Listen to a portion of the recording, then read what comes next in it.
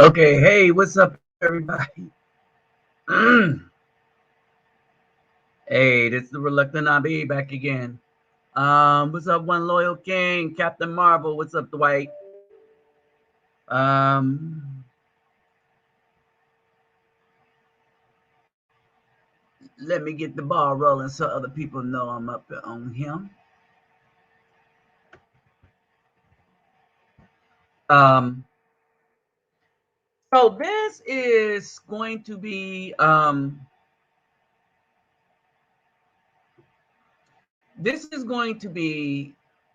a very expanded, eye-opening um thing. Very expanded.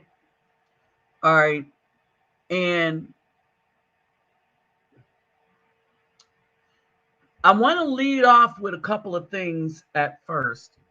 I will wait for a couple of the brothers to get in, but there's a couple of things that I would like to lead off with at first. All right.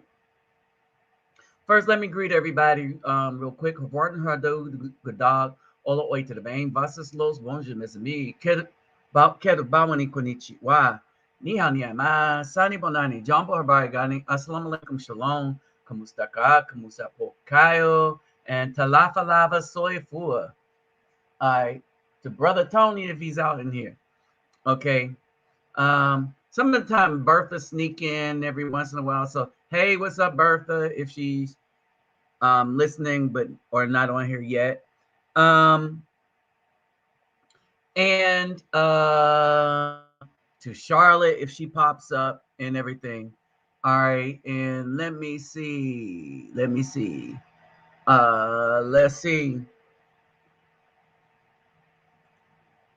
Um,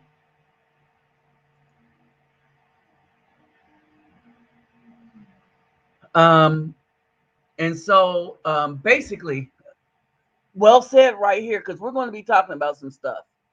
All right, and I got a couple of things to show in this one that's going to be very eye opening. Also a joke that I'll tell the joke, but I don't even know if it was a joke, right? Because this dude looked like he was serious as hell, and so basically, uh, what happened is the brother has a girlfriend, and I'm gonna tell you about an experience too. Brother has a girlfriend that was living with him, and hey, what's up? Our radio. All right. And he said, what would you do if I hit the lottery? Right? And she honestly thinking that he was playing, she said, I would get half the money and with the other half leave you or something like that, right? So basically, she said she would take half the money, and with the other half of the money, this, that, and the other, and she leave, right? And so he said, "Well, I hit the lottery. It was for $12. He gave her $6 and told her to pack her stuff and get out."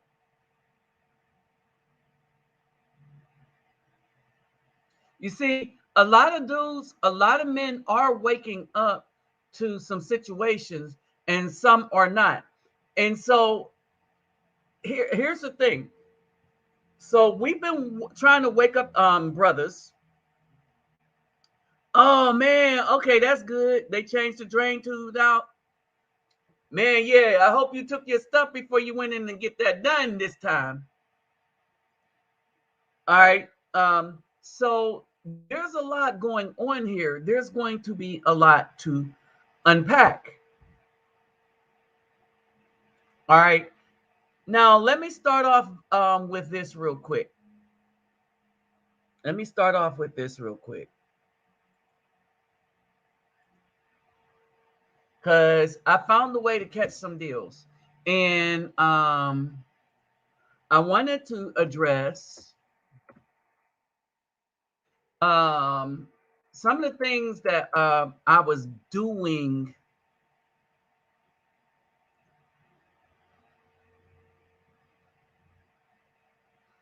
All right. Some of the things that I was doing, right? And this is significant because this is significant. So I'm going to show you what I'm doing. All right. And how I stretch things that I believe need to be stretched. All right. And so this is the channel, and I'm gonna tell you why this will be fruitful in a minute. So let me do this real quick.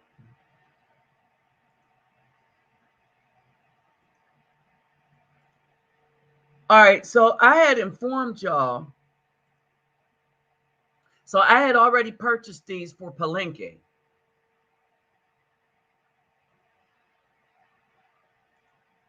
All right.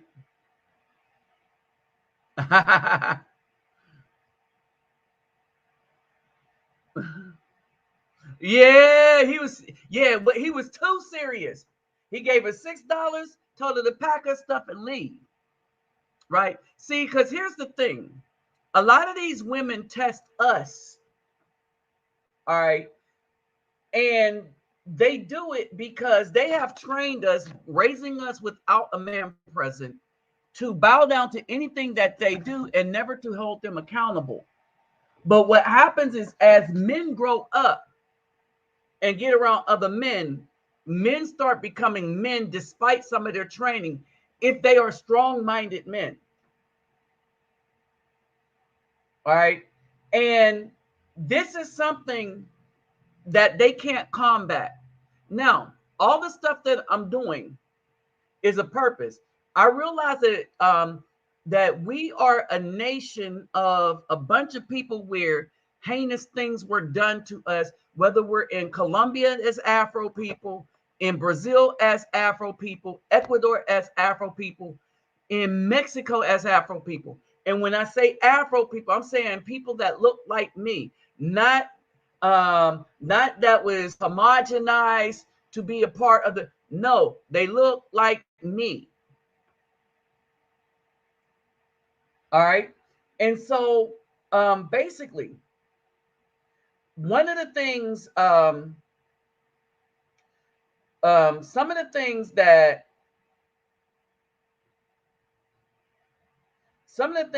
we have to deal with. All right. Some of the things that we have to deal with is, one, we need to get away from these religions, all of them. Religiousness, religious people, religious groups. We should start fellowshipping with each other as brethren. See, all the religions separate people.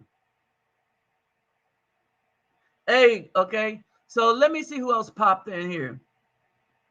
Okay, LRS got you, Dwight. What's up, Ralph? Captain Marvel. Um, Greg Mahone, Simplify, USMC vet.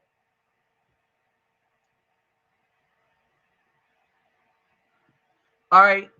And so basically, I'm gonna show you this. This is my vision.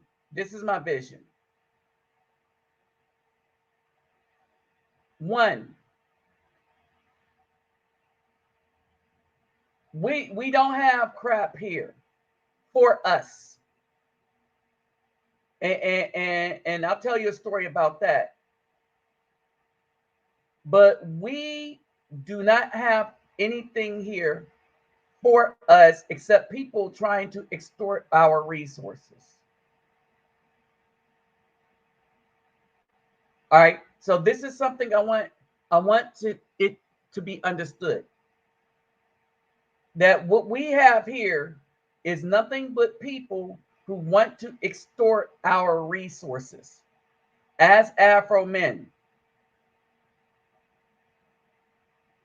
Period. So if we cannot come together as righteous men against this, right? It's not going to look good. But here is the thing. I think this is exactly what is happening. A lot more men, brothers, are starting to wake up, and we're starting to come together. Now, the reason why we have to come together as Afro men before we allow ourselves to be mixed in with any other group is we are the ones that are under attack. If they want to eliminate, I want y'all to understand this. They want to eliminate us from the face of the planet. Whether we're Afro men in Africa, I want y'all to get this understanding. Whether we're Afro men in Africa, whether we are Afro men in South America, or just here around the way.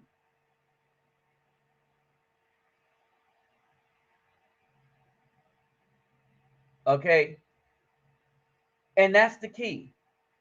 If they figure out how to control, get rid of us, then they'll start attacking the Caucasian men, and it's going to go by color by color. The day, okay, let's understand this racism thing. The country, the Western world was founded on racism. That's what gives those 1%, top 1% of the 1% at the top, the power that they wield. All right, straight up racism, right? Not everybody in the country is a racist, but you will find that you have more racist people that are Afro. All right. Oh yeah, that's how he said it. Yep, that's how he said it. Yep. You have more racist people that are Afro because they are puppets for the racist people that paid them. All right. Your average lay Caucasian person is probably going to be an ally if they wake up and see what's happening, because they understand first us, then them. Everything designed, all these lines that were designed to specifically destroy the Afro man and his family is now destroying all men and their families. And a lot of the white dudes are starting to wake up and understand this. That's the impact. Hey, what's up, Texas Marine? Simplify, brother. That is the impact of racism in the United States. The most racist people in the United States have been people running these corporations like YouTube, Facebook, and stuff, because the voices that they've been silencing had been our voices. And the irony behind it is it took lawmakers in Texas to come up with things that we can sue if like we can get together and start filing these class action lawsuits if they keep trying to hide our voice because we are conservative minded. Okay? And so this is what we have, right? Now, these dolls here.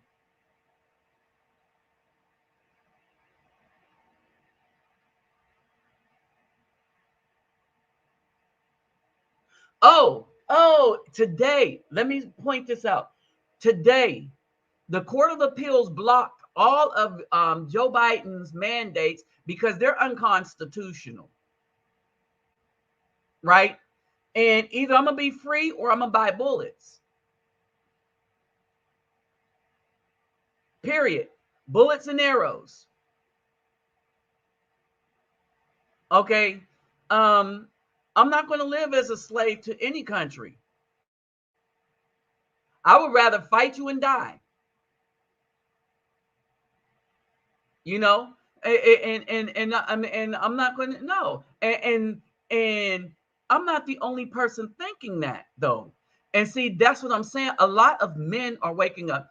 A lot of these women, you hear them say, "Oh, the women are taking over." See, they want to take over and destroy everything. It's easy to destroy. It's hard to maintain. It's harder to build. Hey, what's up, young boy 24? What's up, G1?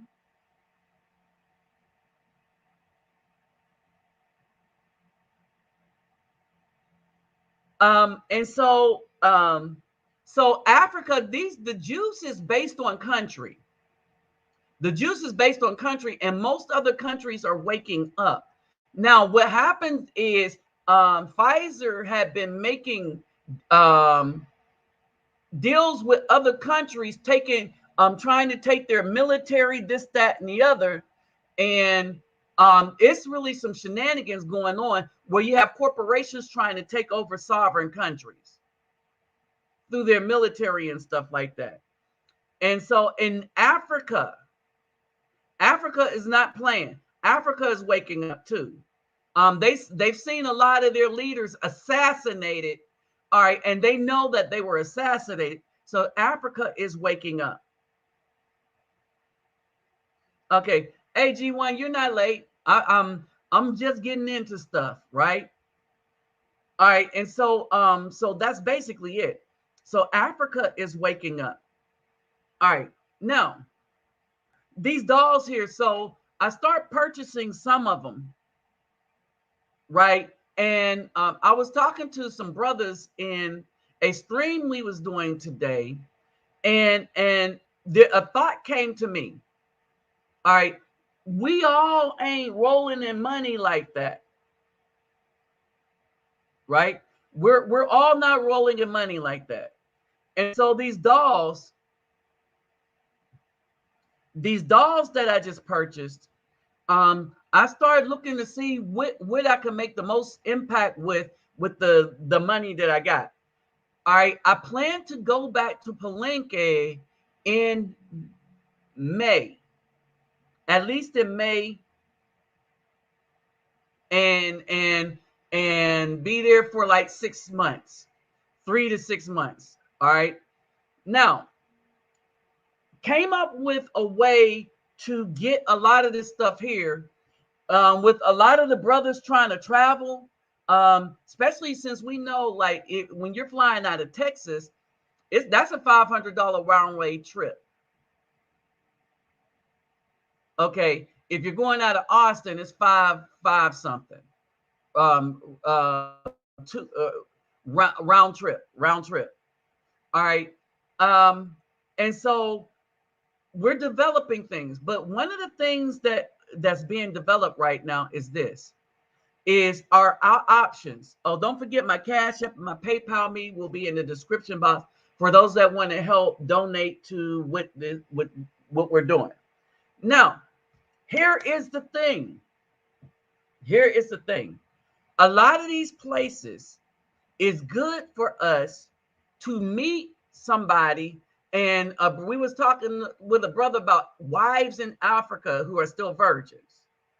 All right. You got to have your stuff together. You got to have your finances together. You got to have your stuff together. And most important out of everything, your word got to be your bond. You got to be on your P's and Q's about your businesses, about your business. We was talking about this today earlier. You got to be on your P's and Q's about business. And what I mean by not starting a business, your mouth, what you say you're going to do, that translates everywhere you go. So I've been talking to Brother Robert, the one of the guys from Palenque. And so I've been talking to him, and well, not Roberto. So I've been talking to Roberto, right? And there's some things that you learn when discussing stuff with the brethren, right? And so I was thinking with these dolls here, I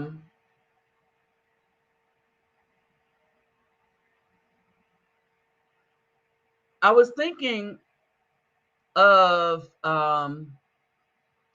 you know what? Let me do this real quick. So what I was thinking about,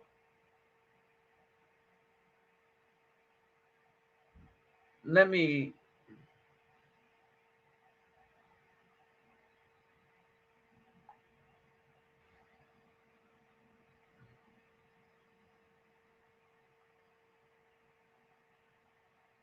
what minute are we at? Okay, minute 21. Okay, hold on. Oye, hermano, estoy aquí, güey. Y el link yo mando tu usted. Mira, minuto 21 y 21. 21. And, y los cosas para mujer, mujer, y mira cosas para mujer. Izquierda.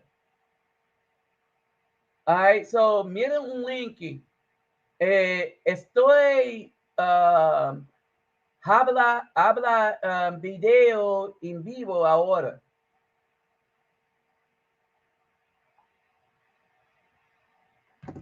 Okay.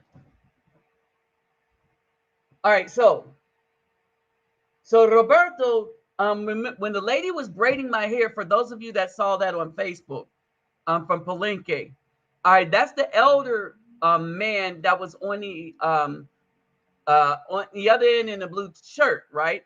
So here, this was the issue. The issue I was thinking about, and I thought about this today. I promise you, in having conversations with the brothers.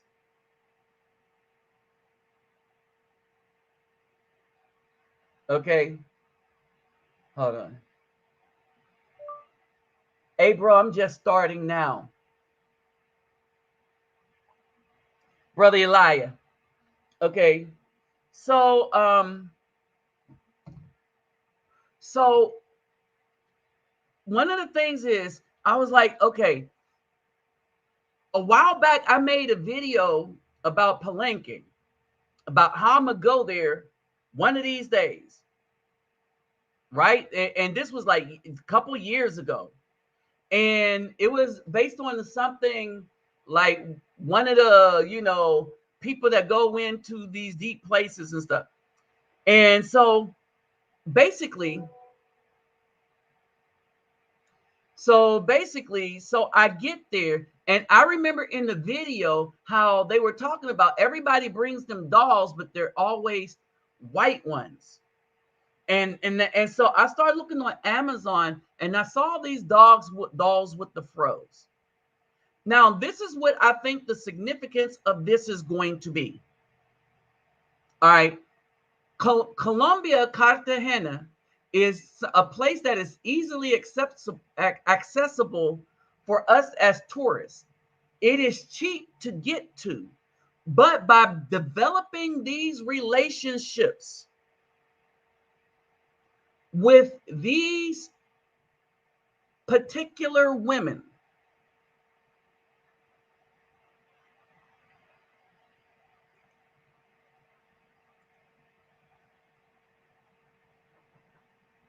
I don't know what I just did.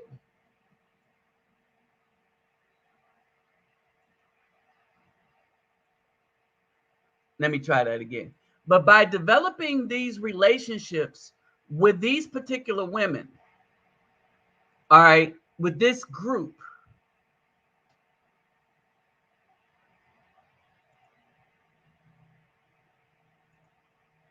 okay, with this group, that what happens is that we will be able to connect and unite, share ideas and stuff like that. There's a lot that they could teach us about the real history of what the hell's been going on. All right, that people aren't going to be aware of, right? And like Afro brothers have been helping to liberate people all throughout South America. From brothers that were soldiers in the Civil War from the United States all the way into Brazil. Okay, so let that sink in. That's our history as Afro men. All right, that's the history that everybody wants for us to forget. So I go to Palenque, and these women are beautiful, and they're braiding my hair. My braids are still in, and that's been about 2 months, right? And they want black dolls, right? And so these are like 14 inches. Don't really know how big that is. And so I'm gonna take them there. And I said, well, wait a minute. I can't give one to everybody because I'm not rolling in money like that. I'm broke. That'll break me, everyone. And so is there a centralized place? And so that's what we're looking at now, a centralized place. And hey, y'all, if this bug out, just sign back on or refresh your thing, right? And so that's basically it, right? All right, now let me tell you the significance of this. All right, is making inroads with the group and any of us that identify with one another. Hey, what's up, Mental OG? All right, and so now we got leg work in Africa, we got leg work in Brazil, we got leg work in Colombia. And when I say we, I'm saying if you are within the sound of my voice, all right, that brothers, we can go to these places either, even if it's temporary. If you just do it for vacation, you be like, I'm gonna just stack my paper here. I'm gonna work, save up my vacation time so that I can go to these places. And when you get down there, you can have, and if you're talking about Mexico and Colombia, you can go often, right? And there's relationships and there is a network within the place that has already been developed. Just understand what it is. We are going to seem more blessed. And if we have a sharing heart, let's not, we don't share with everybody, but let's have a sharing heart, but understand that we're supposed to be good stewards. Okay. And so we was talking about a lot of things this afternoon. A lot of things isn't taught. One is finances. We don't learn stuff about finances. I knew because of the type of school I went to while I was in the orphanage. Okay. And so I learned about how to fill out taxes on the thing. All right. That's the kind of stuff that I learned while I was there. All right. We're not learning finances or how to think outside of the box. All right. If you look, some of these, like the double dolls that came 2 in a pack, I bought more of them. I bought some of the other ones because they're older. All right. And so there's a reason behind that. I noticed that in the thing, the children or everybody plays as a community somewhere. All right. And so basically, when we start doing these things, we start developing how we're going to do things for the community as a whole. Right. Which means that you got one community of brothers coming down there.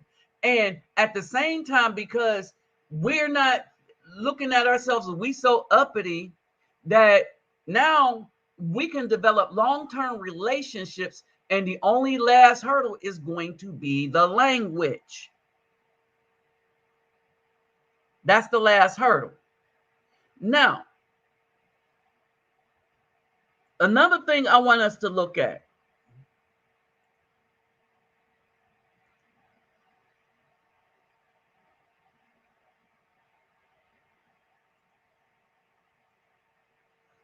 I want us to look at this, right? I want us to look at this. And I want us, when in all our get an understanding, right? This is insidious in that our system has set us up. Understand this. The child support court system is nothing but slavery under the 13th Amendment. It's a slavery that they did not abolish. And in this, the BAW have become not only the slave master, but the slave catcher. She's the one that goes out and catches slaves. Okay, what do you mean? That's kind of harsh, catch slaves. What do you mean by that? Well, she suckers you into giving her a child. And if anything goes wrong in your life where you can't pay her money, you become a slave to the system. Your behind is going to jail. You're going to jail. You're going to prison. When you go to prison for child support crime because you couldn't pay it, well, you couldn't pay it, right?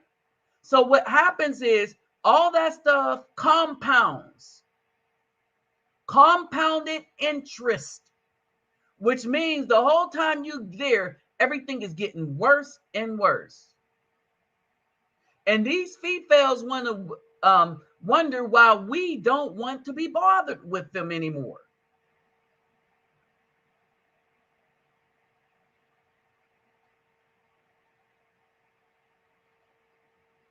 Okay, and so this is the thing, right? And about this, right? So a lot of Colombians are trying to learn English, right? And Colombia, Brazil, and we got Africa, brothers, we got options, right? And they're trying to stop the brain drain, not for the good of the community, but because we are refusing to be exploited any longer by the BAW. Okay, this is a wicked thing that they have done, and by they, I mean the BAW and the system itself. Okay, this is some of the most wicked things, and there is not an out. There is no out for Afro men. All right, now here's the trap, and I want to read a little bit of it. Early Hers did not owe child support when he was sent to prison in 1997 for selling marijuana. However, he now concedes that dealing drugs may have been a stupid move for a new father. Now, I want y'all to understand this. That is true on his part. But the reason why he was picked to produce that baby was because the woman that picked him was thinking, oh, quick money, drug money. And the other thing, he don't do what I want him to do. I'm putting him in jail. I'm taking him and I'm putting him on child support. That goes without saying. Because as a black woman, you know how they say it, as a black woman. All right. So we got to see these things for what it is, a trap. All right. And so he fell into the trap that He had a child at the time where he could not afford to have a child.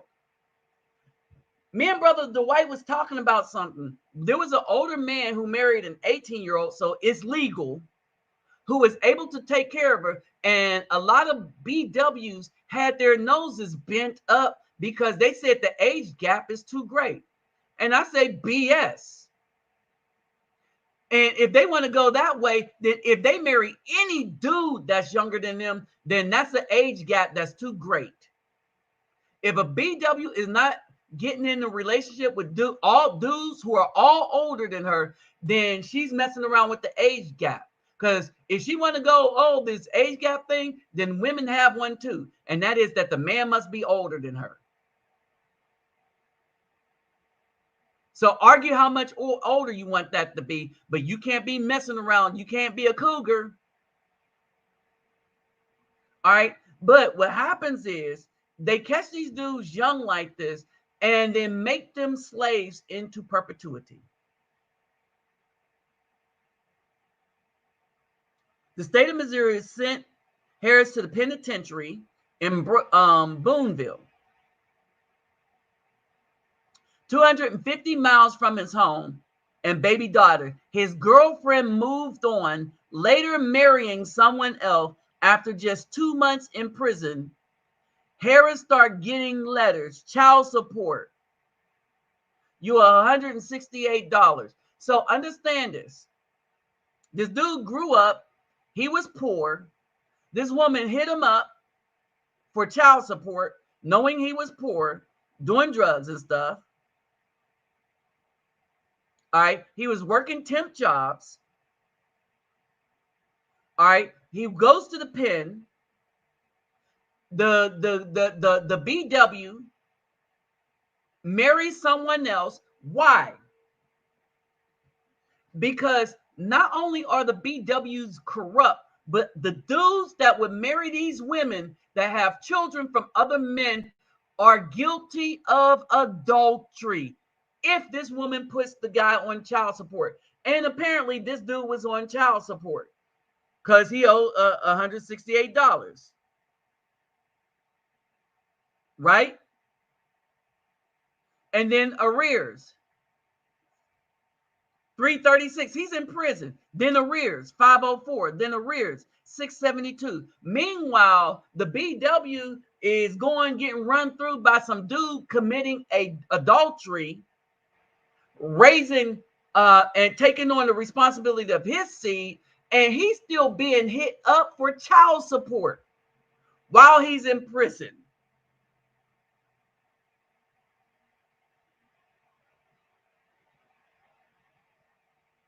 That's how insidious this is. That's how wicked the BAW is that have been putting dudes on this system. It's the new slavery.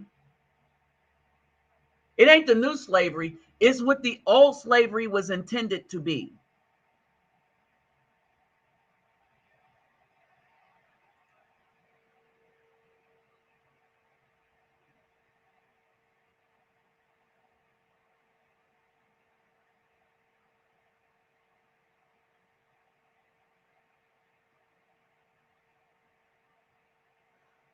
Yeah, that's Houston, but I'm gonna leave out of Austin, or I'll leave out of Austin. Okay. Now, let me say this about the trips. Some of the times, if we do this right, we might be able to leave at the same time, even if we come back at different times. All right. So basically, this is the thing, y'all, right?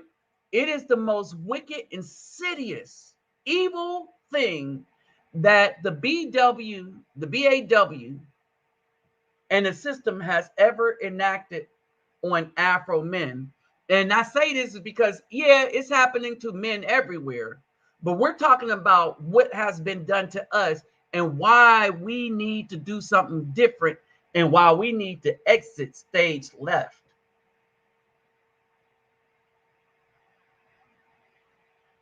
All right.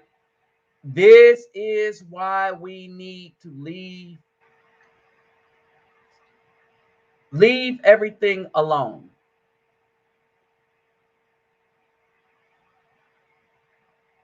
All right. We don't need it. We don't need it. We don't need the level of injustice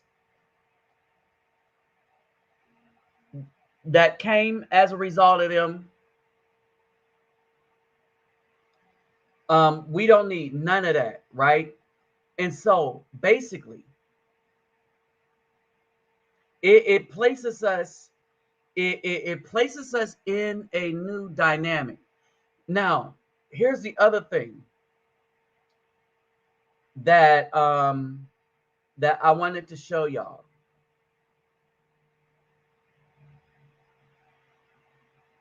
All right. And as I set this up, the other thing I wanted to show y'all is the entitlement of so many of these women. The entitlement of so many of these women is so great that they think, even though they're with another dude, that they can call you up to heal them, to fix them, and stuff like that. No, you're with somebody else. Yeah, right.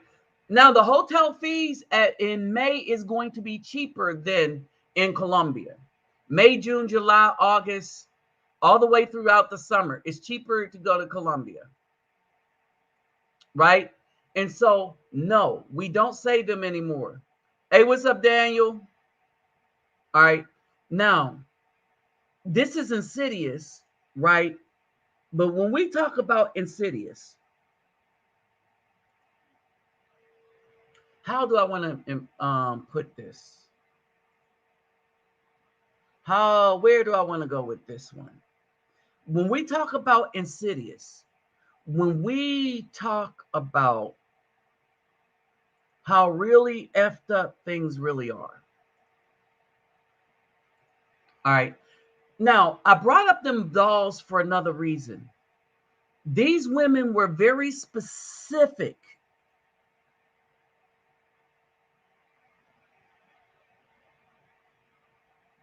Okay. Um, these these women were specific. They wanted they wanted their girls to have something that looked like them. They didn't want no white dolls, right? They wanted something that looked like them. And so that's the thing.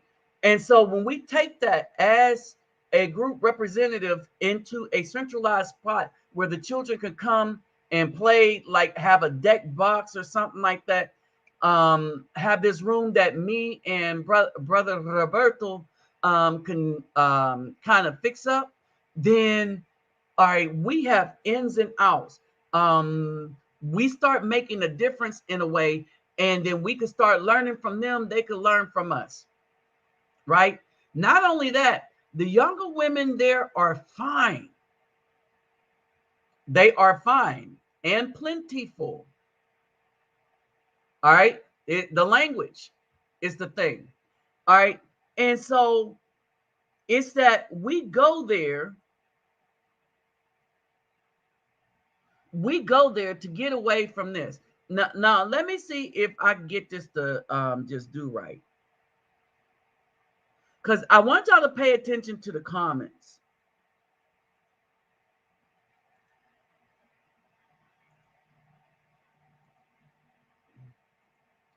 I don't know if you'll be able to hear this, but I could play the regular video, right? Tell me if you can hear this. Black men hate how we're treated by black women. Black men hate. All right, and she's lying. All right, so I played just a little bit. Could y'all hear this? Could you hear it?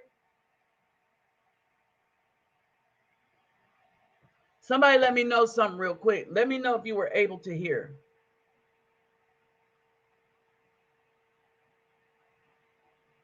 Okay.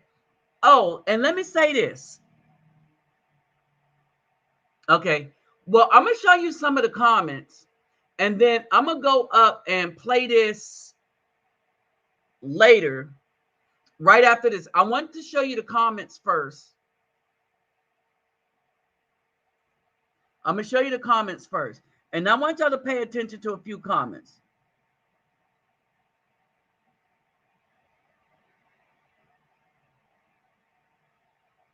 All right, this woman, Queen Candle, said it's sad, right?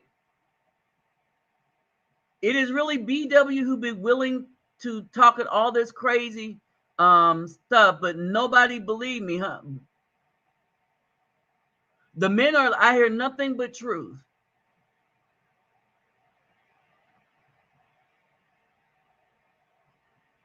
All right.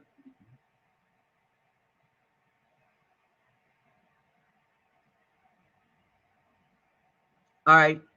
You got some that looks to blame themselves. There was one lady that they were like, no, I love not true. Here it is, Sparky. Not true. I love my black men. There's nothing better. We listen to you. Try to understand you. We need you. Understand what she's saying about what this dude's statement is. Now, let me play his statement.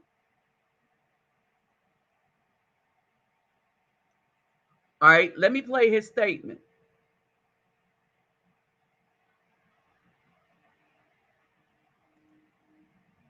And then we'll bring this back up.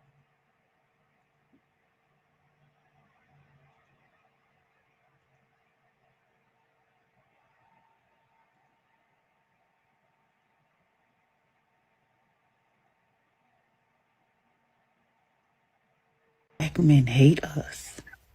Black men hate. No. All right, now, you heard her, right? She's lying. She's a liar.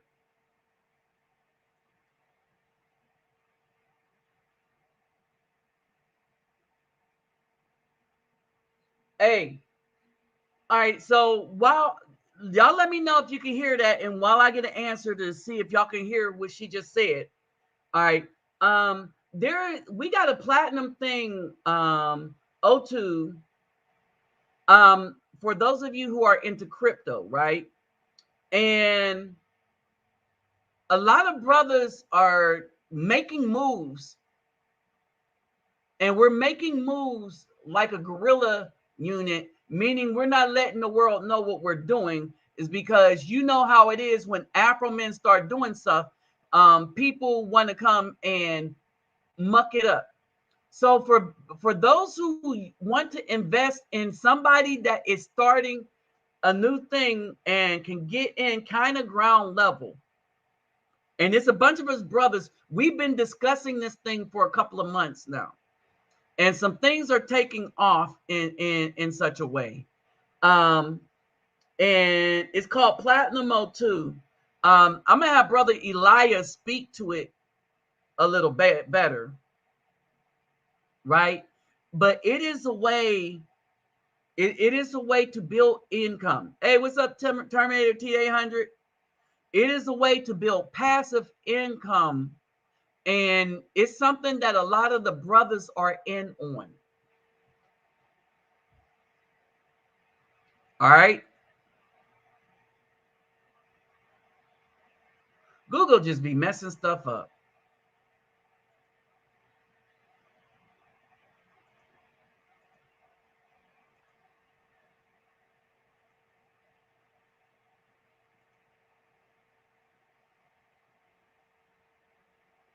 All right, let me see something.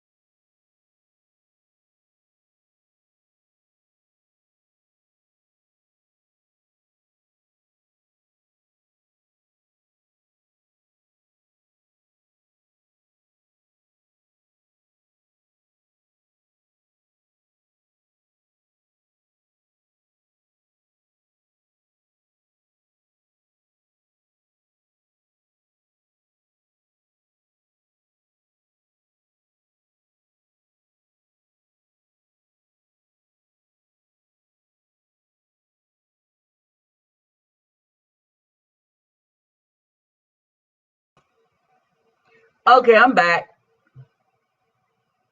All right. And so when I'm using Google Chrome and when it's crashing a lot, it's Google Chrome. To the world, yeah. All right, they don't need no man. Now, I'm gonna show you something a little more heinous than that. Right? So let's do it. Let's do it like this.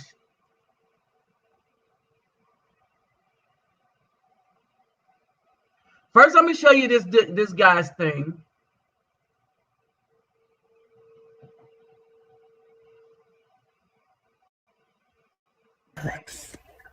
Black men hate. No, black men do not hate black women. Black men hate how we're treated by black women. Black men hate how we're unappreciated by black women. Black men hate how no matter what a black man does, it's never seemed to be enough for a black woman. Black women will actively go out and talk about how average black men ain't shit and how black men don't deserve anything if we don't have enough money, if we don't have a car, if we don't have this, that, and the third. We hate how undervalued we are by black women. We hate how no matter what we do, no matter what we say, black women will still treat us like we are garbage simply because we're the average guy. Black women think they deserve all the rich people like Chris Brown or Kobe Bryant or somebody like that. And then when they end up getting those guys, they realize that was a huge fucking mistake. And then they blame all black men and start talking shit about all black men, when in reality, it's not all black men. It's just the black men you chose to be with. And then you go around and treat every black man you've ever been with like shit because of a few bad experiences. All right. Now, you see how he broke that down, right?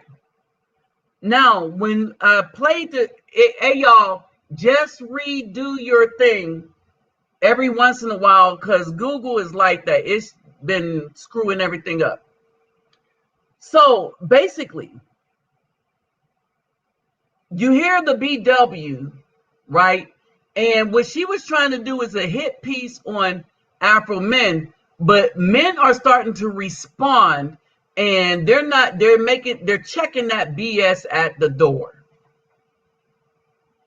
And younger to the older ones are responding, checking that BS at the door. All right. It's getting checked at the door. No more. No more. The brothers are tired of the BS. Hold on, let me see something.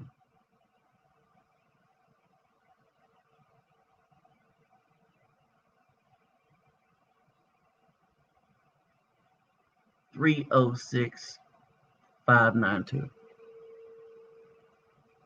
All right.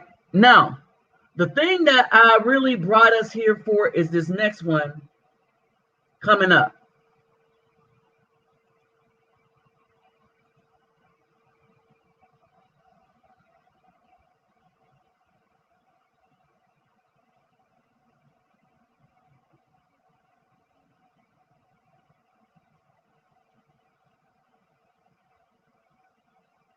Hold on for a second.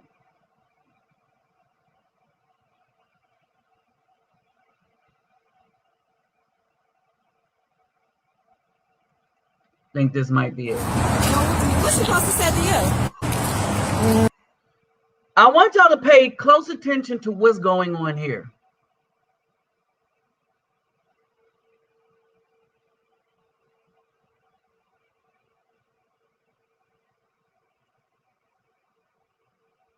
All right. I want y'all to pay close attention to what's going on here. I'm going to preface by this, that they are, and this dude is taping, they are at the jail. They're at the police office. All right, remember what that dude just said that they were sick of? And remember the responses from the BW is all, oh, we love you, black men. Right? This is the love that they talking about. Right? And if this is what their definition of love is, I don't need it. All right. Pay attention to what's happening. I'm supposed to do this, and I'm like, listen, you the one went through the court and said, I be doing this and I be doing that. Like, I can have whoever since you said that.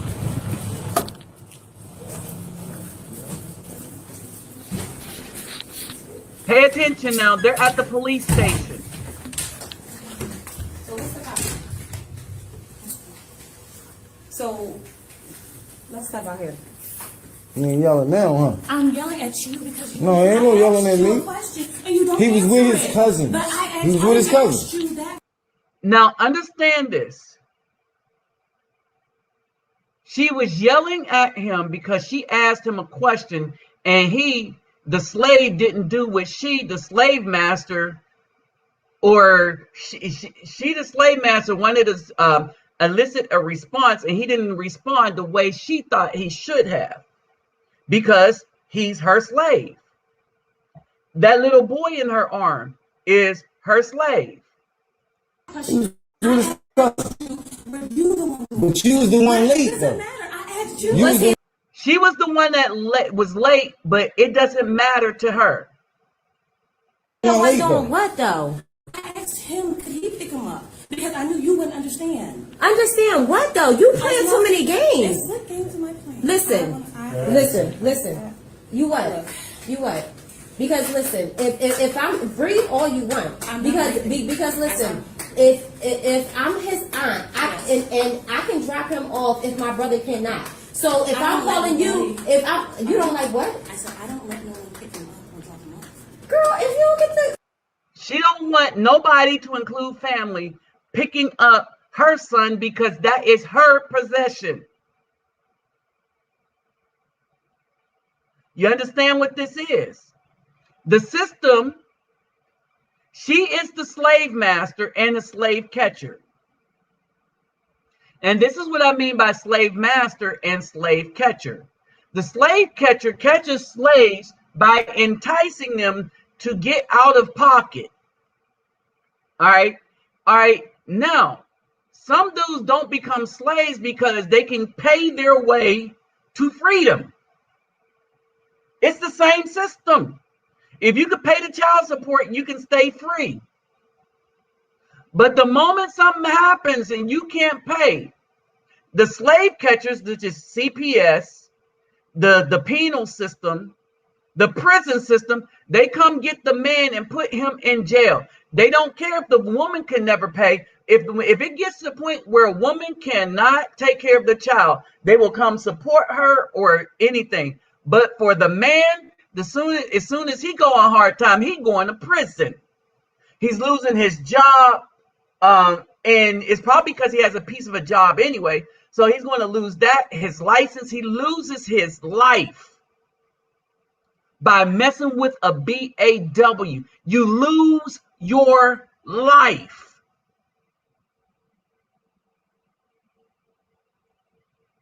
And she uses this system like a pro, as you seeing right here.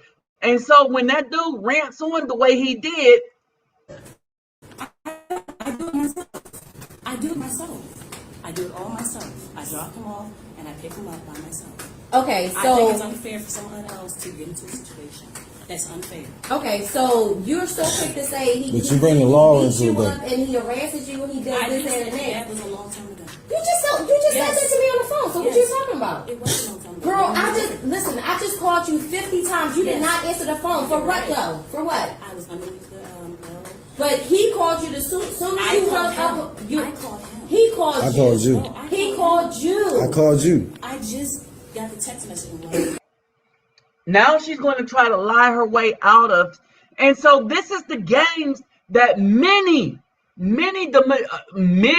Afro men have to go through with the BAW.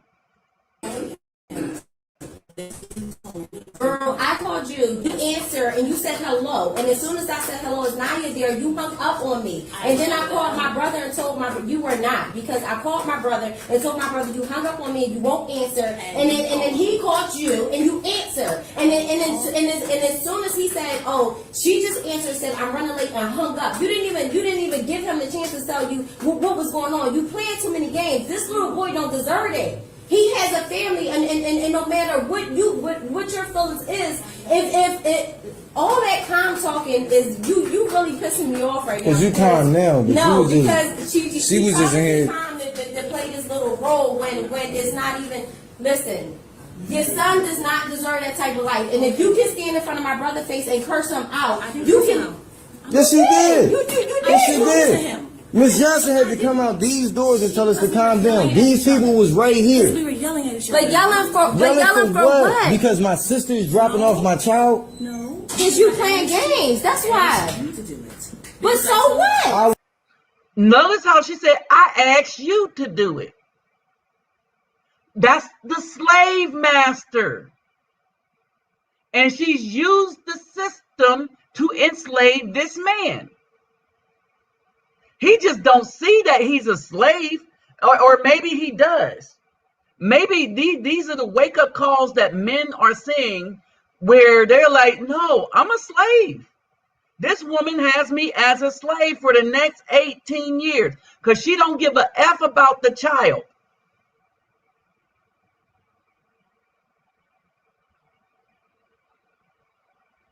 All right? She don't give an F about the child. And she used this child as a weapon, cussed him out in front of the son. And this is where these children learn to disrespect men. Brothers don't even have a chance. Somebody showed me a clip of Kevin Samuels when he was dealing with a 14-year-old who wasn't respecting his authority because her mother that's what her mother trained her to do. Not respect the man. A man who knew way more than she did, who she was probably living off of his resources or getting some benefit. All right, no, it's over. This is the truth. No, who cares? She don't need to know that. Exactly. So if his time is between this and that time, and he gets here on time, I actually got here 10 up. And my sister brought my child to get dropped off by her. She the one that was late. I couldn't make it because I was at an engagement event. I was at Mazine's. I got a comedian there. I got a rapper there. A family affair musical. You know what I'm saying? So all I wanted them to do. Family affair musical. So she is trying to jack up his business. I told y'all this was deep. My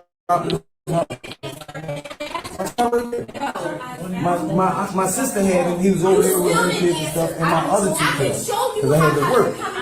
So she was calling her while she was outside to try to find out where she at. She answered the phone. As soon as my sister asked for Naya, she hung up. He did not even want to leave. He did not even want to go with you. I said. But she got a protection order. So the judge, when I went to court and they locked me up, October 22nd said, since she the one got a problem with me all the time, get a third party. Understand this now. The girl took out a protection order against the father of her son, had him locked up, and as a resolution for that, told him it'd be better to get a third party, which is how his sister is in the picture now. The girl, the mother, used the system again as a whip. No one has done such a effed up hatchet job on us as Afro men, boys, than the BAW. No one has been more wicked towards us. When you look at the statistics and when you look at these stories, when you look at this and listen to these stories, he's doing okay for himself. He is taking care of his son. He's doing what he's supposed to do in the court.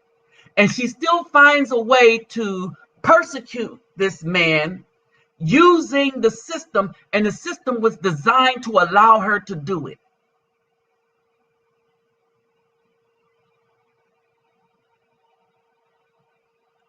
period. He can't even get away with just paying child support, doing his visitation, and doing all that stuff. Every opportunity she has to make his life miserable with that whip of the so-called justice system developed by a racist government with the intent to destroy Afro families by using the BAW as their whipping boy and child, as their slave master and catcher. Right?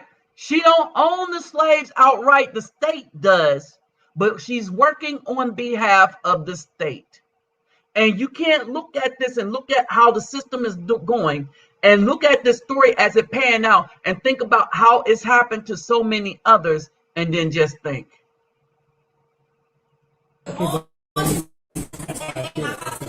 Yeah, or listen, this not even this shouldn't even went this way. It went this way because of her. All she had to do was just pick the child up and go leave. It don't have nothing to do It's not us. Whether you had time and he has time, it's different things. So your time. Ever since she left July 5th, 2013, police been at my house every week. Every time I come here and I let somebody drop off or something, she got the problem. My sister. Because she was waiting for her and she kept hanging up the phone and wouldn't answer. Y'all hear his story. You hear his story. The police have been at his house every week. That's the whip. The BAW have been whipping us into compliance to worship her and do whatever the hell she wants us to do. And since she can't do it, she can't really do it herself. She trap us in this system by having us go through this stuff with getting a baby, right? And then she runs us through the ringer. This is why if you ever get caught in this situation, do the minimum that the court requires you to do and don't look that way again. Because this woman has weaponized that boy against his father. And no matter how much good he thinks he's doing, that boy is going to end up jacked up as a result of this woman. And that man is going to end up jacked up.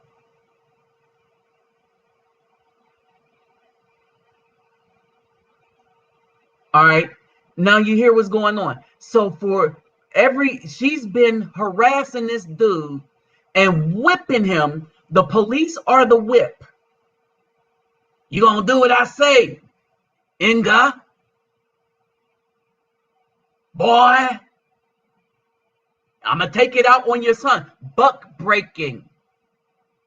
Remember I told you that buck breaking was still happening, only it's the BAW doing it to the family?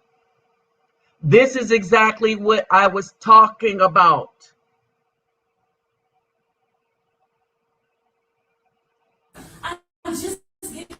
He's not, but she's not. You have to be nice to the sister. You're supposed to be here. You are.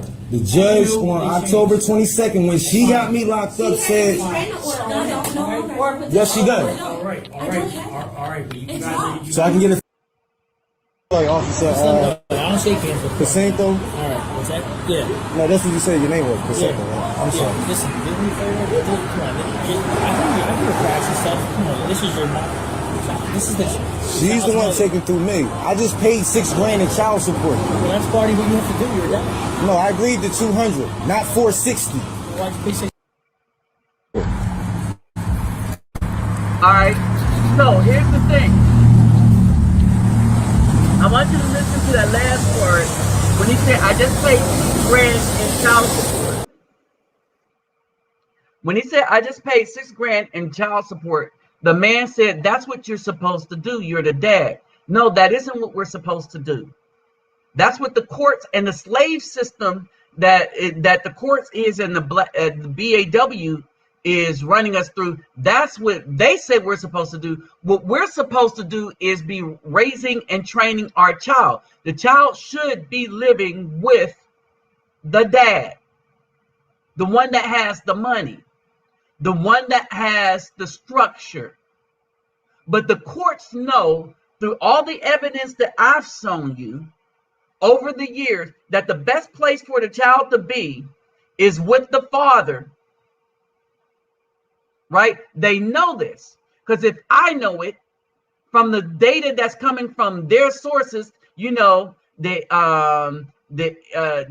government, the CDC, Family Health and Human Services, then the courts knows it.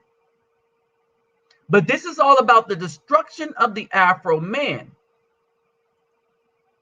And no one aids in that destruction like the BAW. And how they use the system to persecute us. This is the risk that I kept talking about. This is the risk I was talking about. Well, white women do it too. Yes, but no one has done more destruction to us than the BAW. When we're talking about who's been destroying the Afro man the most, it's been the BAW. Back in the day, did Caucasian women lie and say stuff and that? Yeah. Did they get us with? Yeah. Did they get towns burned down? Yeah.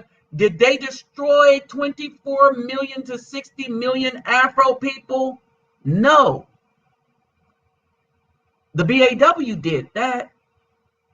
Did they put more innocent Afro men behind bars than anybody else? No. That goes to the BAW.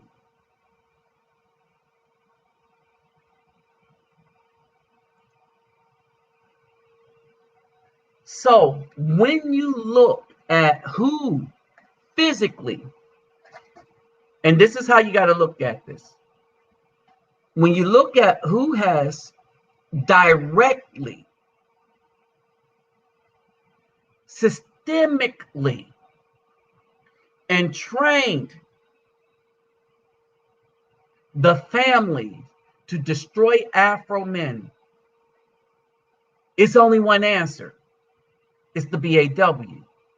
And other BAWs, whether they were in on it or not, allowed it because they came together like Voltron, formed their blazing sword, and considered the Afro men as nothing more than robies.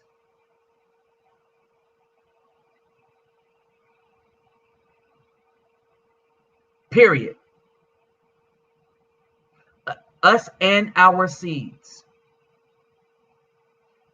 They weaponized our seeds against us. And if we're not strong enough to walk away and leave it alone, there will never be health for our seeds or us as Afro men.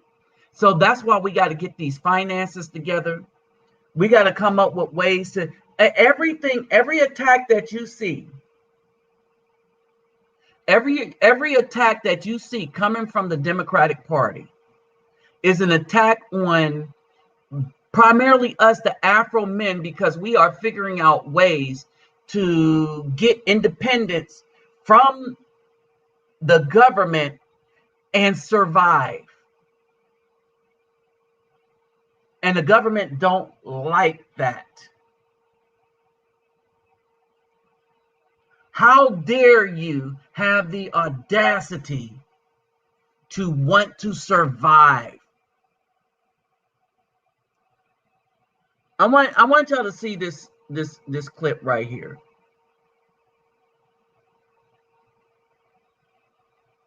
Hold on.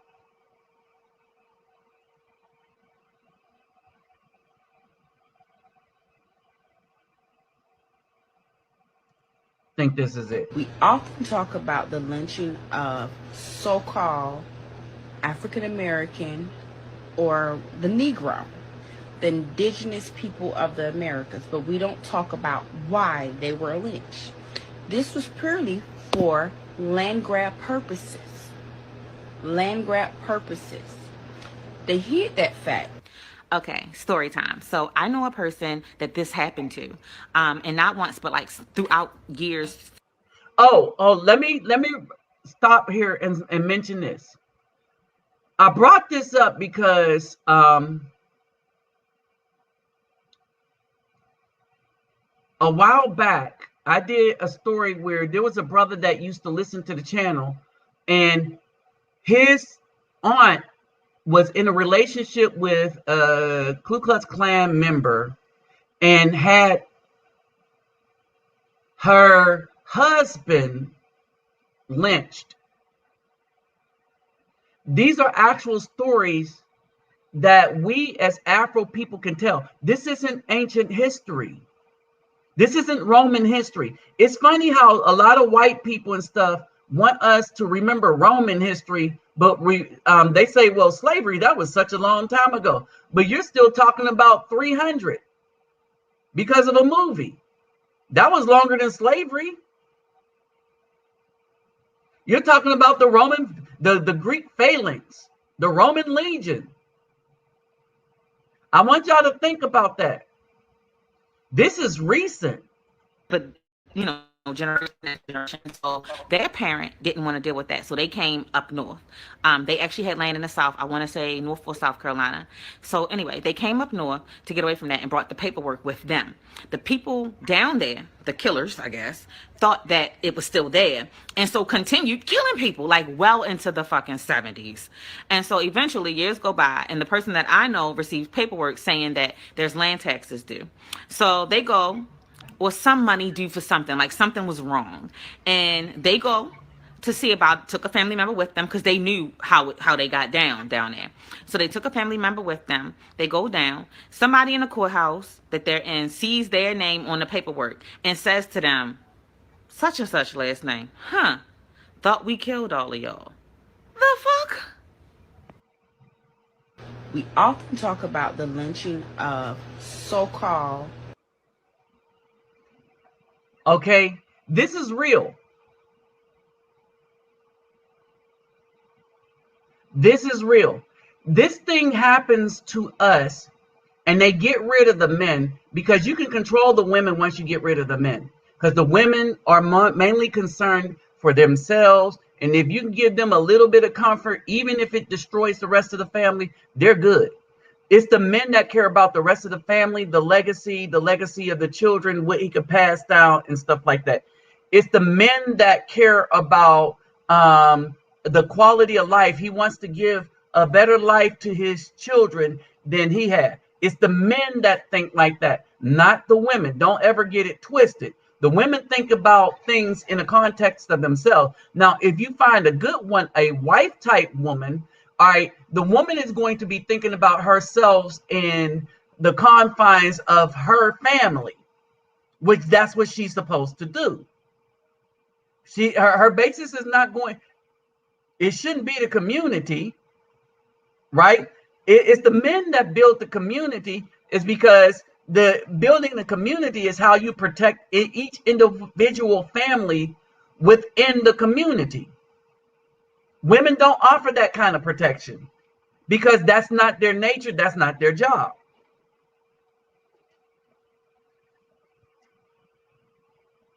All right. And so when we look at this, the women are supposed to tell us there's a problem. And then we as men are supposed to be equipped to fix the problem. But what you're seeing in our society right now is that the BAW don't want men that fix problems because they are hell-bent on causing the problems against the men in order to keep them enslaved to the system, because the system is paying the BAW. When you look at the BAW right now, all right, when you look at the BAW right now, I had one, I decided to help out that wanted some stuff. All right, and quite frankly, I thought she just didn't, I thought she was just with her child now, and she got a man, right? But I didn't know this, because had I known and understood her living situation, I wouldn't have helped. I would have been like, nah, you know, the dude you chose, you know, y'all deal with that, right? But she wanted to get some stuff from Walmart, but she had food stamp card. A lot of people have a lot of food stamps, and a lot of people are trying to sell me food stamps, but I don't need food stamps. Right? I don't need them. And so the Democrats gave people so many food stamps that's how they get money. They're looking to sell them. All right. But certain things, food stamps just aren't going to buy. Right. So they need to sell them. And so that's what they do. All right. Now, though, they're having a hard time finding people wanting to buy food stamps because everybody has food stamps.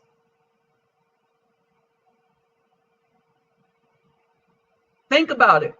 If all the people that's doing dirty got food stamps from the government, all right, I don't need to buy food stamps.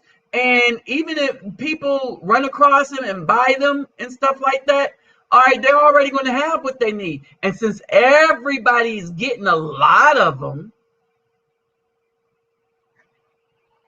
and all you can do is buy food from the value of them goes down more and more and more when you look at what you can do with the street, right? Now, in saying that,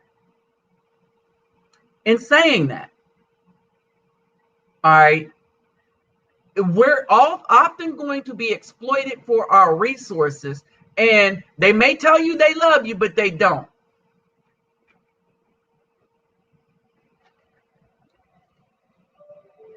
They love the dude that they're sleeping with for whatever reason they sleep with them. And I had one woman tell me, well, I like drugs, so I'm going to sleep with the drug dealer. He's always going to get my love. I'm going to cut for him. I'm going to hold his stuff. And a good dude, like the woman said, they don't want no good dude.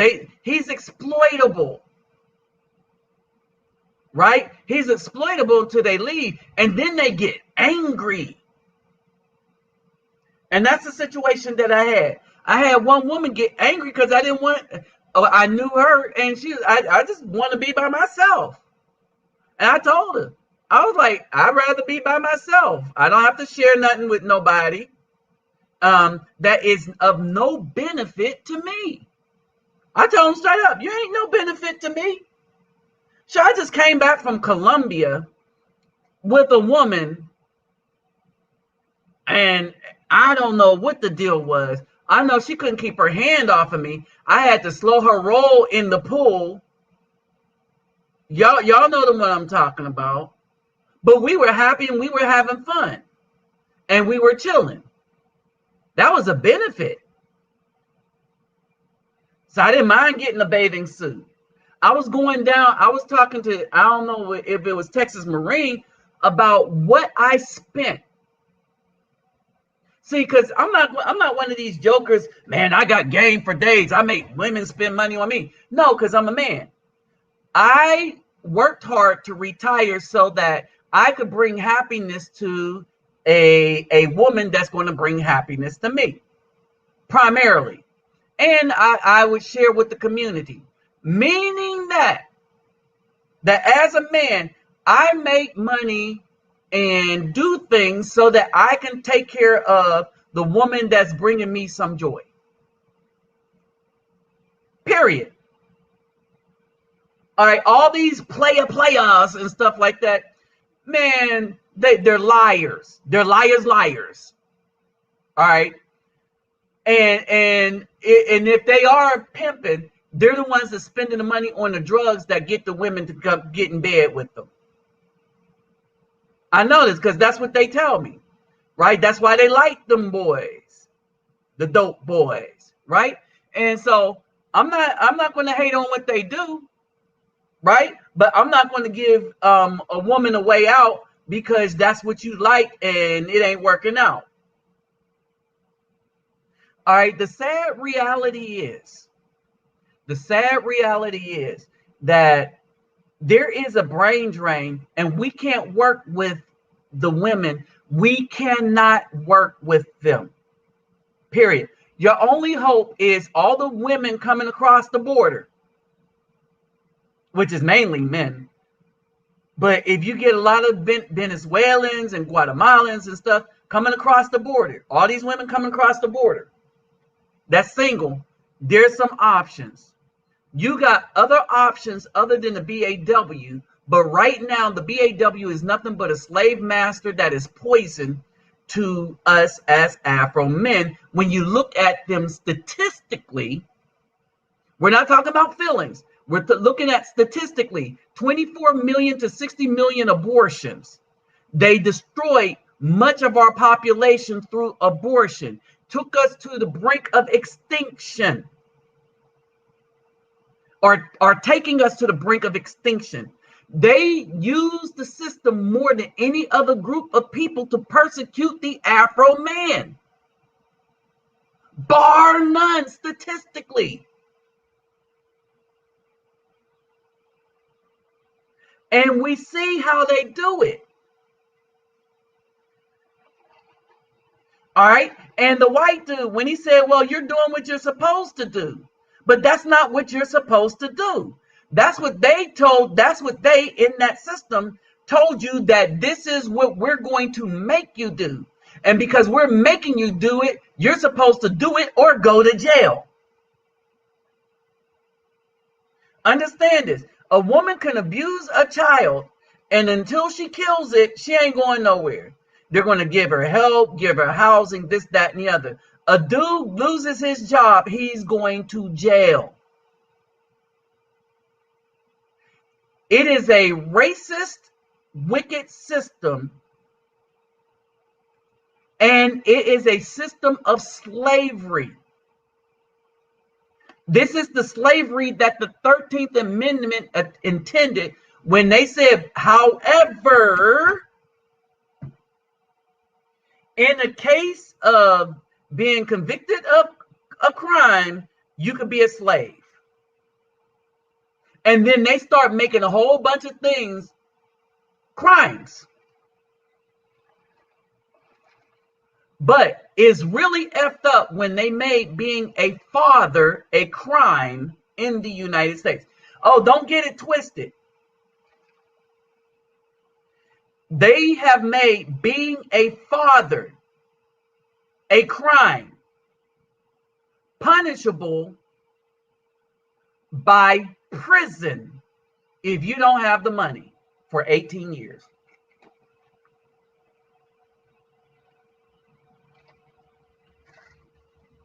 Ain't that what a crime is? Ain't that what a crime is? Is when they put you in jail for something that you did that was illegal. They made it illegal for an Afro man to be broke, lose a job, or have any emergency happen to him if he gets anybody pregnant. And that woman decides to put him on child support.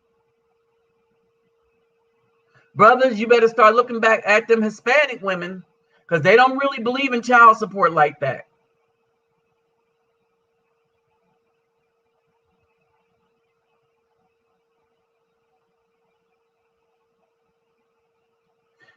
Oh, yeah, there it is. She wants to prop up the system by getting a job, but doesn't want to prop up the family by taking care of the children. This is the modern day BW.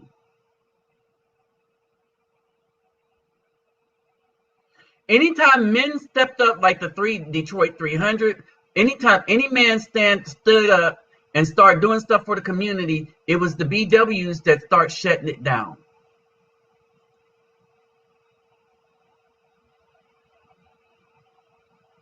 All right.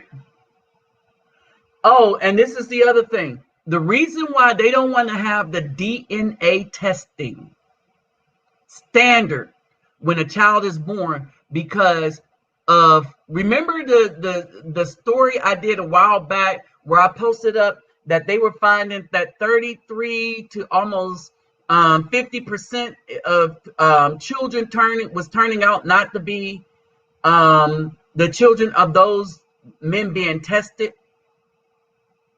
These women are so full of SH and so disloyal that they're really in the West, that they're really not worth it. They created a Frankenstein monster whereby it's not worth any decent man getting with anymore.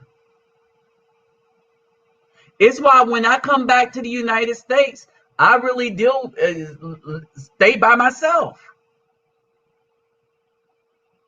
I don't go out. I don't go out to clubs. I don't go to, I'll go out to see some stuff. I'll go places I can take photographs of birds or something. But this is why you see it. It's why when you see, when I go to outside of the United States, then I start getting into relationships once I learn the language.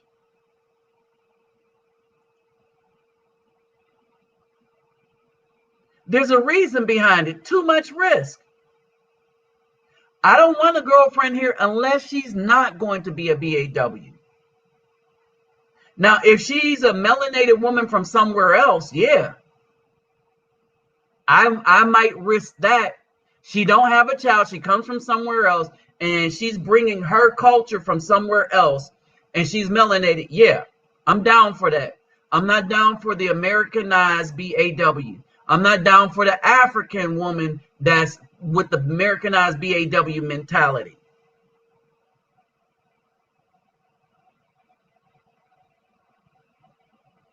All right. And that police scene where they're in court and that woman caused all that mess, and it's the man that deal with it, and it's him that have to do the explaining for something that she is causing, and she knows this. These women know that the system is designed to be against the man, and they know that this system is so wicked that they can do any wicked thing, and they're not going to look at her. Like he said, she's the cause of everything.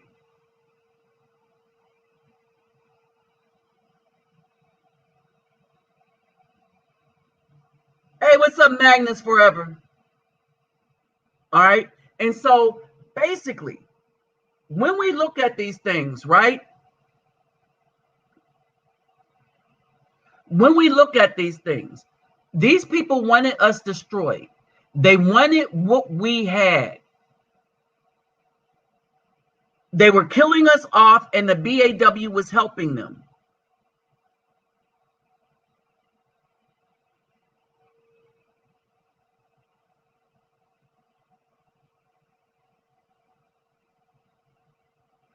Okay? Period. And let me go back to my favorite. One of my favorite.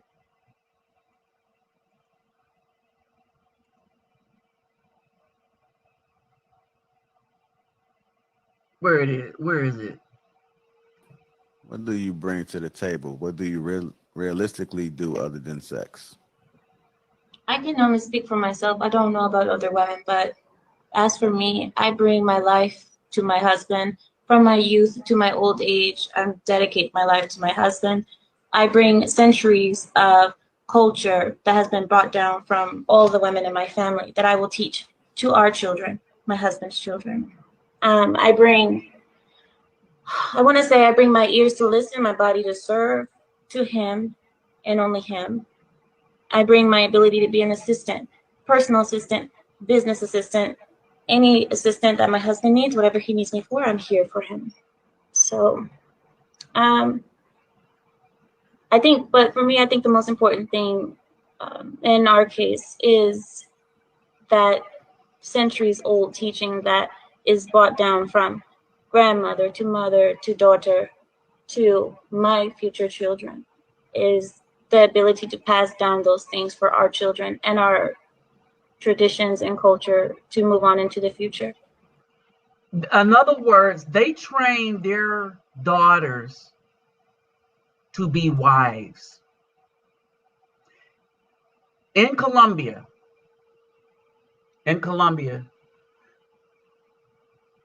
the woman that I ended up with at the hotel, right? She was from Venezuela. Right. And Look, I'm not. These women, and I will go that far to say with Kelly, and the difference between the woman from Venezuela and Kelly, the dark skinned one, that I was really crazy about, is that Kelly was really crazy. The one I was really crazy about was really crazy. She was playing too many games, trying to manipulate me and stuff like that, trying to validate stuff. She had somebody that, look, we was in the bed.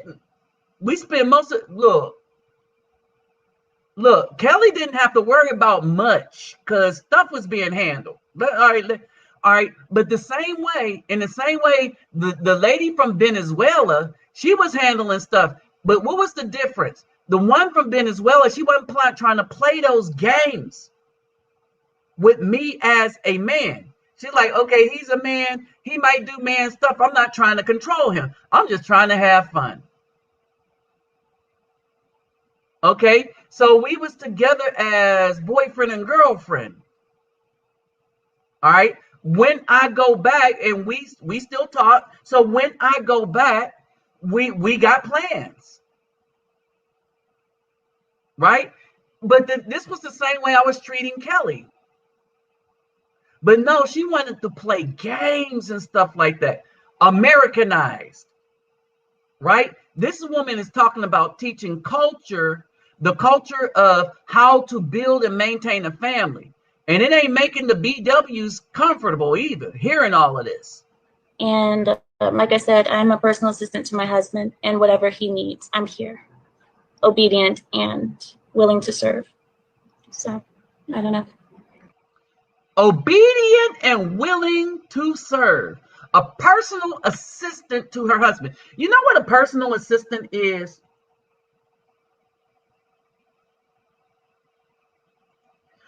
A personal assistant is something that is better than a secretary. And this is why. They can help you with whatever you need. They know a little something, or how you may want things, and they can help you with it. They get it done. Personal assistant. Notice she said husband. All right, now let me show you something else.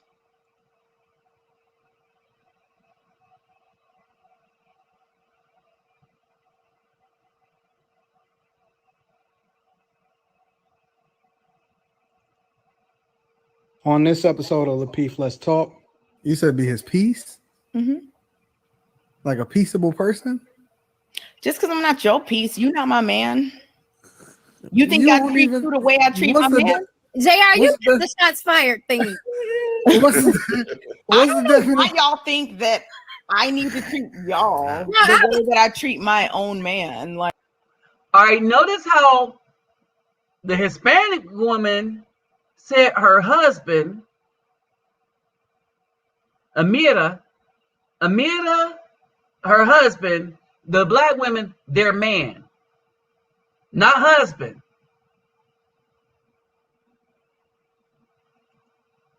Notice the difference. Like, not gonna happen. My man don't got none of the problems y'all got in terms of me. Let me just say that.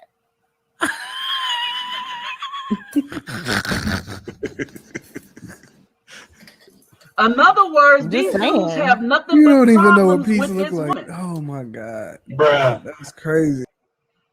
In other words, these dudes have nothing but problems with that woman. And look at how elegantly Amira got her fan. She like, I'm gonna just fan myself off with this one. The other lady, Lauren, she tried to say some stuff, but she didn't even know. She was a little more polite and soft with it, trying to be a little feminine. But Amira, she blew it out the park for her husband. That's fine. I know that I know what it looks like. I don't care if you know or not. She is. Look at her. You don't even know how to talk without twisting your neck. Go ahead and close this out. Support him in that way, in any kind of way he needs, and be his peace. Okay. You said be his peace? Mm-hmm. Like a peaceable person?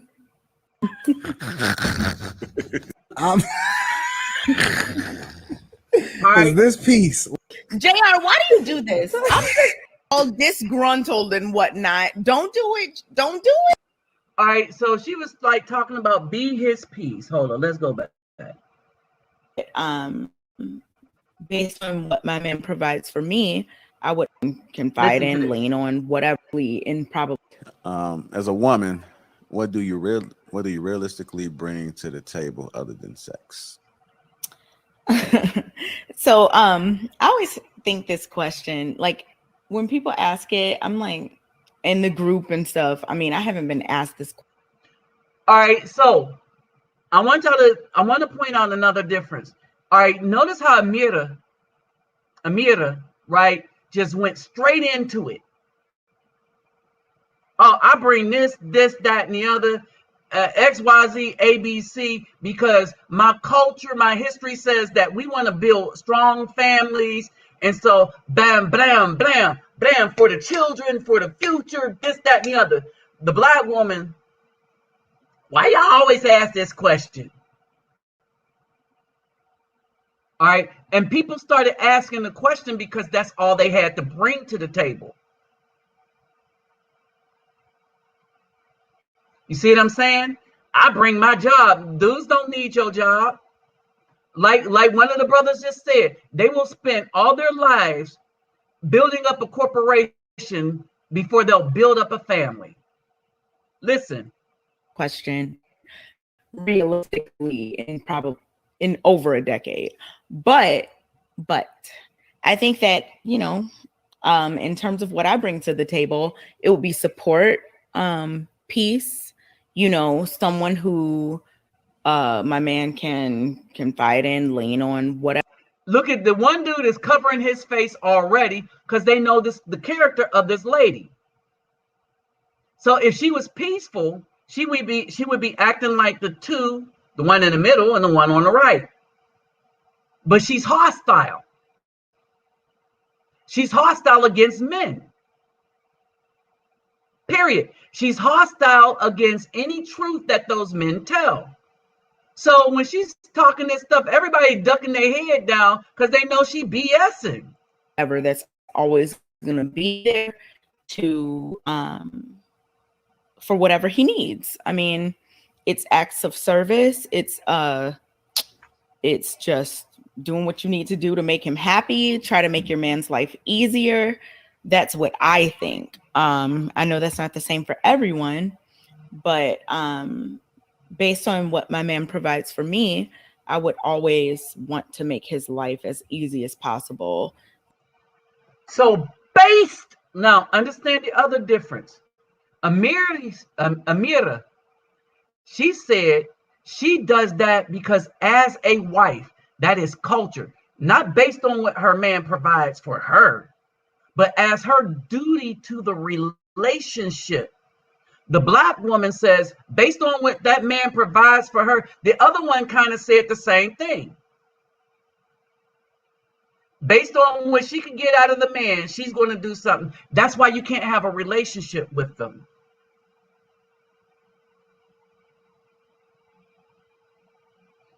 We used to be for the family, for the community, and it's no longer like this. Do whatever I can that he wants me to do. I fully trust him, so it's always going to be that support. I'm always going to support him in that way, in any kind of way he needs, and be his peace. Okay, now, and notice that her stuff is not even specific at all.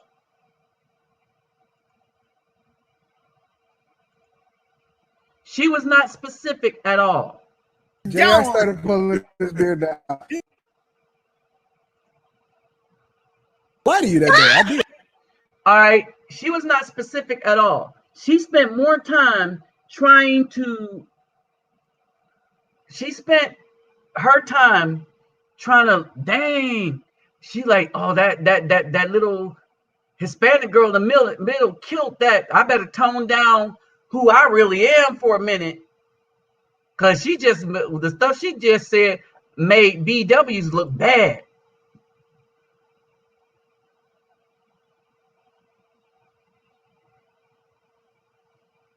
All right.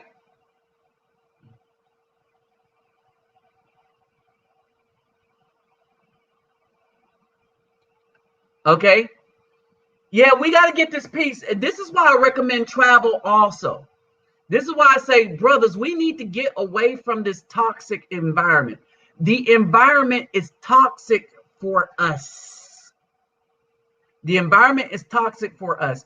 All the talking heads from Umar to all the people in the media. All right. These are all adversaries of brothers. All right. They do not speak for us.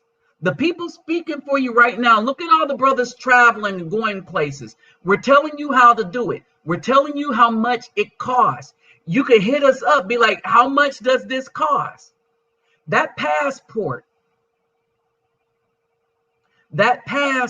y'all. The passport is very significant. All right. Let me tell you, the passport is very significant. All right.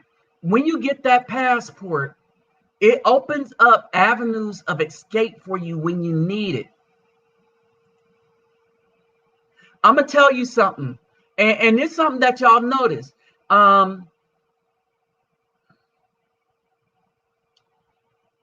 They won't do, hold on. They'll do these, and let's not call it a V-scene. Let's call it a bioweapon. So this bioweapon that they've created, that everybody's making money off of, right? It is a bioweapon by definition. All right. And that they're making money off of. All right. They want to give that to everybody, but they don't want to do mandatory DNA testing when a child is born to make sure that the person you're about to hit up for child support is actually the father. Why? Because they don't care. It's never been about the health of the children. It's been about the exploitation of men. All right. This passport, this is what makes this passport very significant.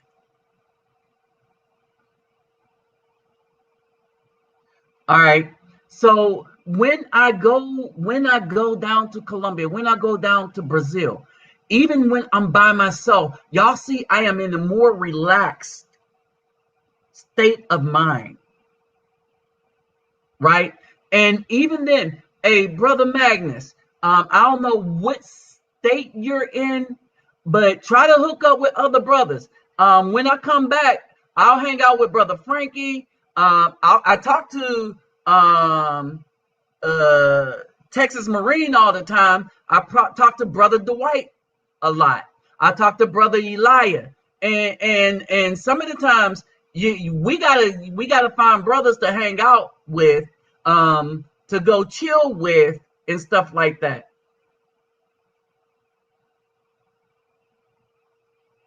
All right, and so yeah, you got a lot of men that are choosing that they're like, no, we've had it. We're not even fighting. I'm not fighting the BW. I'm leaving them alone, and they hate that. Like the woman, I was like, look, I don't need to be around you. You want to be around me, and then you want to get, I don't want to see you anyway. I didn't want to see you the first time. I'm good by myself. I don't have to expend my resources on you. I don't have to give up my space, my time, nothing to you. Right? So I'm good. I'm good by myself. Oh, but why are you mad that I don't want to hang out with you? You see what I'm saying? All right. And so that's the thing. That's the thing. Okay. And we got to get rid of these weak-minded dudes too. On my TikTok, people like, you typing in all capital letters when it said all caps, right? You typing in all capital. If you're butthurt about me typing in capital letters, then I'm deleting you because you're too weak to have a conversation with.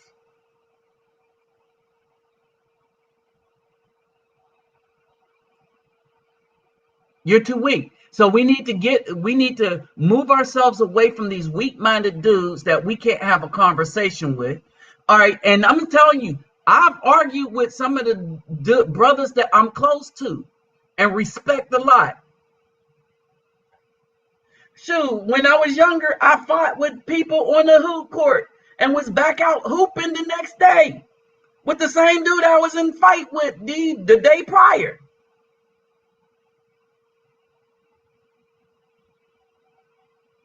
Period. Because we men. We are men. All right. And that's what they're trying to rob from us. Yeah, we have moments of aggression, but at most of the times, we are at peace. Most of the time, men live at peace. But I'm going to tell you what's dangerous. What's dangerous is that these women have you thinking that they seemingly live at peace, and what they're doing is being quiet so that they could disrupt you and control you.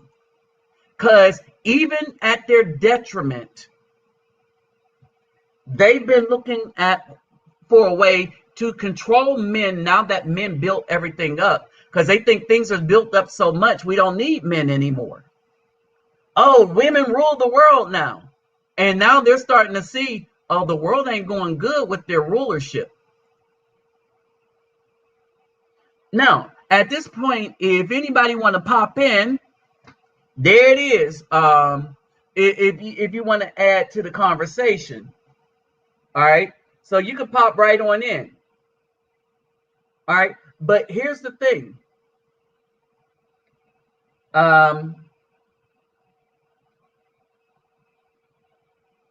Hopefully,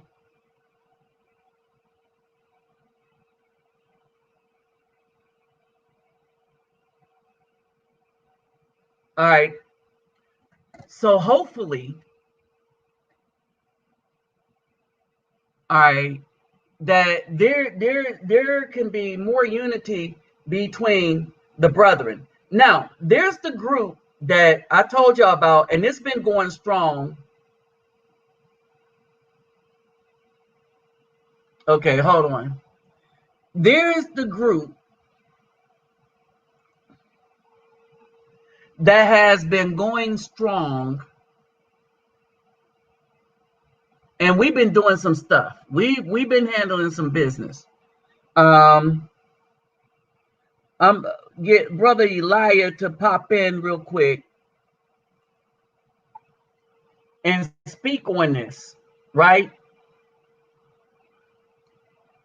And we're talking about some stuff. And even with me talking with Texas Marine, we found out that I have a system that helped get stuff to places now that we got a lot of brothers traveling, even if they travel for a week or two.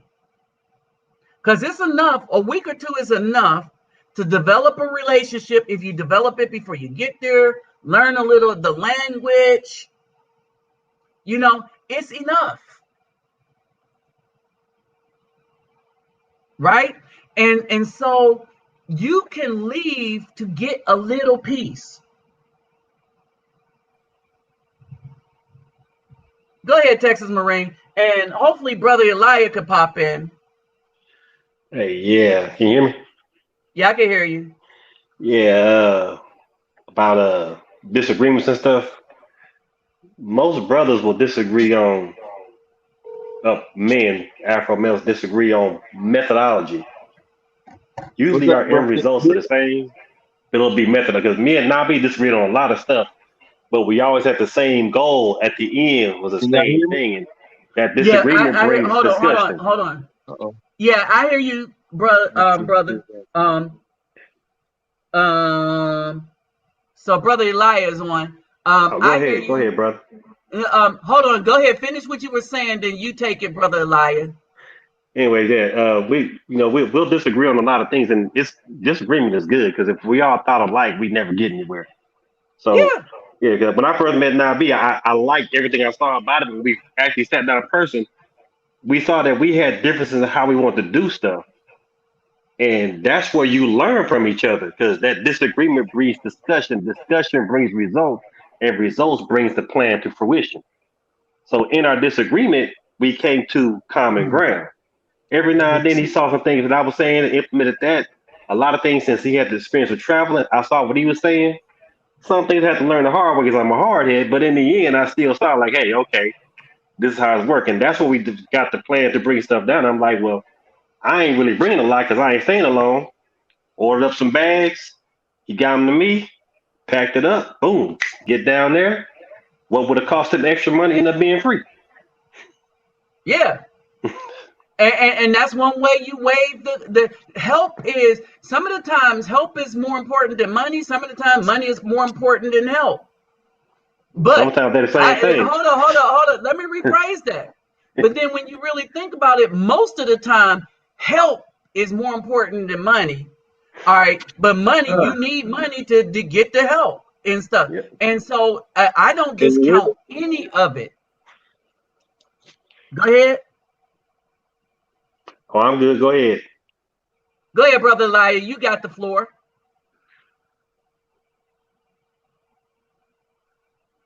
Brother Elijah.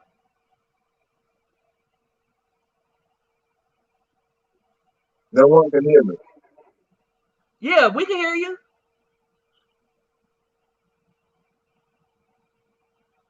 We hear you. I see you in this one. I hear you in the other one.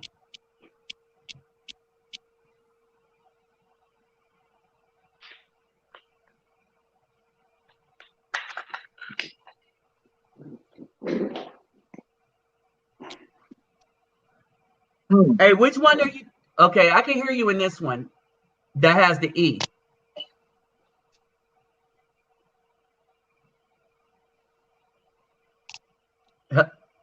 You there? No one can hear me. I can't Huh? hear y'all.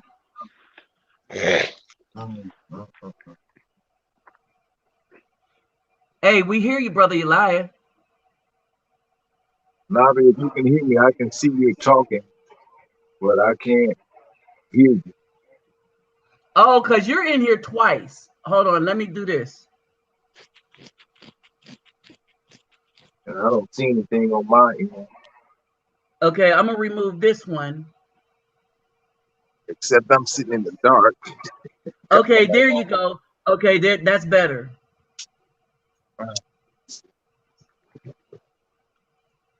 Okay, so I removed the other one. So now go ahead.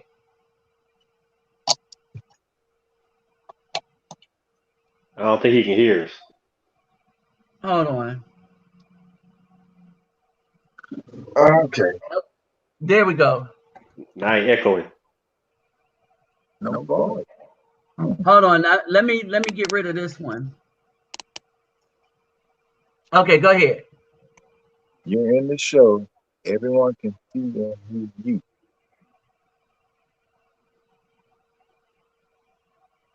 Well, let me do it like this. Nabi, if you can hear me, would you nod your head? Yeah. Okay. Well, I'll go with that since I can't hear y'all, which is fine as long as y'all can hear me. Basically, and hello to all the brothers. Hope y'all doing well. Basically, what this is about, if you want to go back to school, when we were in school, we had different classes.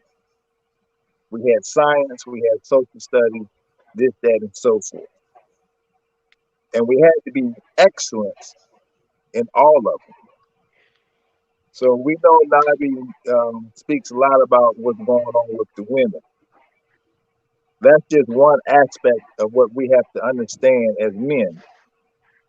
To a certain degree, we also need wealth. Wealth is needed for many things. If you want to be married, then you need to be able to take care of that wife, of that woman. You need a home. The books that we live by tell us this. We need land. So we also have to have things in order. When I mentor young men, I tell them there's no need for you to look for a woman if you're not prepared to take care of that woman. When we are working on these jobs, we are slaves to those jobs. They tell us when we have to get up, when we have to go, how long our breaks are. They determine the level of wealth we shall secure. When we did our conference today, and I started off with the word of the Most High, and then you make your own decision. You have to look at yourself as men. I'm not going to do it for you.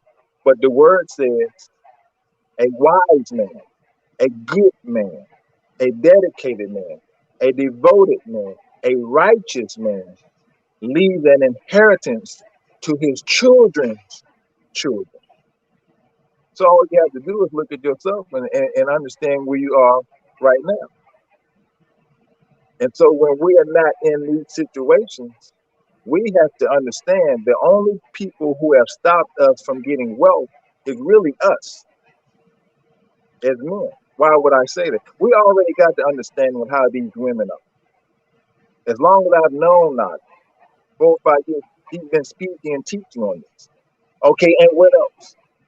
Okay, well, we need wealth. You need wealth to travel, to get a passport. And if these things are not done, then I know by the word of the Most High, then we are in disobedience. Why would I say that? Because his word says, no good thing will I withhold from you. Your own doings have done this. We are supposed to be men of business. And sometimes we use the excuse of the woman to justify why we have not done what we are supposed to do as men. I say that because I was on my brothers today, this morning. And I don't want to say on, but this is how we started the show. But at the end of the show, brother Dot, Tony Drake, mentioned that for us to go further, we needed $10,000.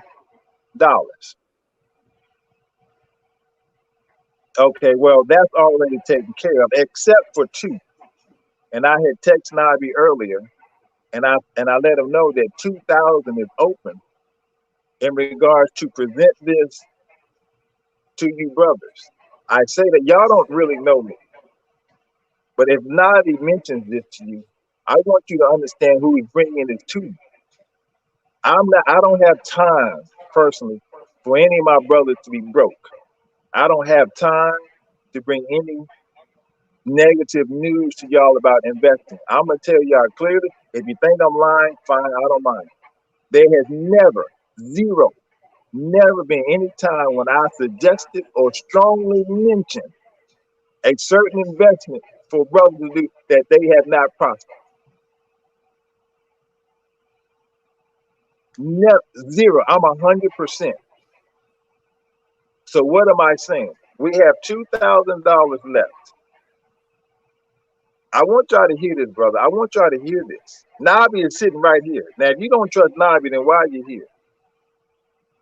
When our token hits the market, the minimum value it's going to have is 10 cents. What does that mean? If you have $1,000, that means you're going to get 1 million tokens. So as soon as it hits the market, the minimum you will ever make is $100,000 off of $1,000 investment. Nabi is sitting right here listening. And I know Nabi and he know me. We don't have time to lead y'all astray. So what am I saying? If you as an individual don't have $1,000, fine. Brothers, combine your resources if you need to. We are going to meet again Sunday, and we're going to discuss some things that I would suspect. I don't know. Nabi's probably going to do another broadcast. I want my Yeah. brothers first to get your finances in order. Why? Then you can go find these women, find these wives, and do what you need to do. So the 2,000 is there. I can change the number. If it's some of y'all and Nabi say, bro, we got 4,000. Good, I can change the numbers. This is what we talk about. What can we do? Nabi heard some stuff today. I know because you know the melanated one, the one right here with the cornrows and the steady. This one here heard us mention there was 4 brothers. We already got our eyes on. He mentioned a number today, $100,000. I heard you, Nabi. I know they kind of spit by them, but I said, no, did y'all hear what Nabi said? Nabi said in order to do what he really needs, he needs $100,000. That's on his way. Why do I say these things? Nabi needs to do what he has to do. This is his ministry. The other brothers have to do. But as best as I can, as best the brothers I'm working with, what else can we do besides give y'all the door? There, I say a guarantee. You just do the math. $1,000 is going to bring $10,000. This is Nabi listening right now, who y'all have known for years. Do you believe he would let me get on here and tell y'all a lie? But they know So you. whether by You've been up here. individual or That's by brother group, Elijah, y'all. and then I'm gonna stop. Individual or by group, amongst yourselves, the $2,000 door is open. And let me say this, because I don't need to know it. If someone says, well, I got 2,000 by myself, and someone else says, well, I got 1,000, we'll arrange it or we'll adjust. I don't mind one way or another, because it really, the 10,000 is already done. I just tend to Nabi at 2. It could be whatever number. If it's 4 of y'all right now, say, I got about, okay, we'll change that just to get you involved. Guys, I'm not playing. $1,000.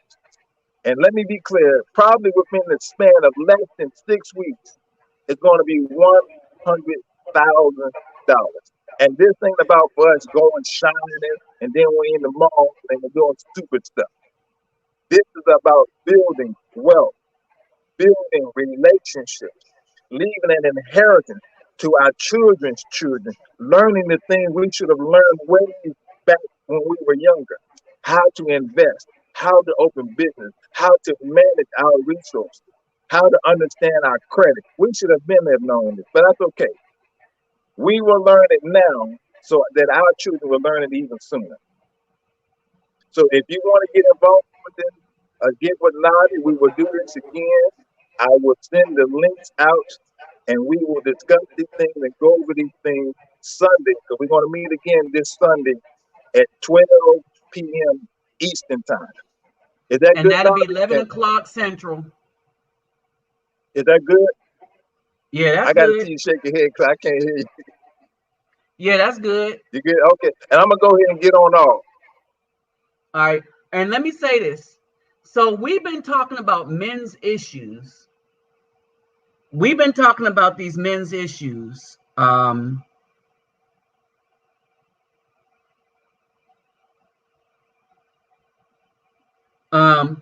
been talking about these men's issues. We've been talking about this thing, and so and there's a lot going on with it. So yeah.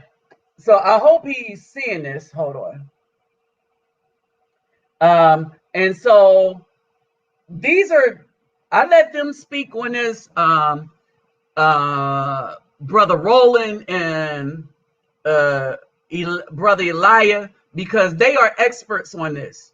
All right.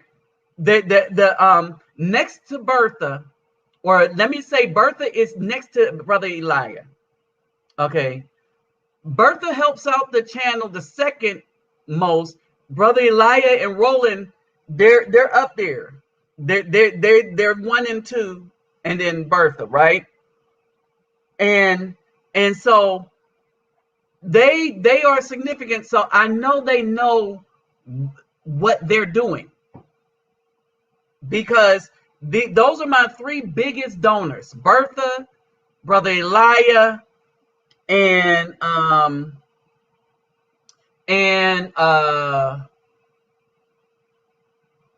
Brother Roland. And they know this stuff. They know this stuff, right? I got a little bit saved up as a result of listening to Brother Elijah, right? I'm not big rolling like them, and they ain't big rolling, but you know, they're ahead of the game and stuff. And when you come and listen in on our meetings, we put I don't put crap up, but they put the stuff up and show you how they do what it is that they do to make the change. They show you what to watch out for. You see what I mean? And so this thing, now understand, we're talking about a risk versus reward.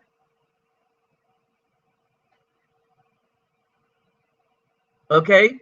Risk versus reward. All this is a risk. All right? And so we risk a little bit in order to get that reward. All right? But we're betting on ourselves now.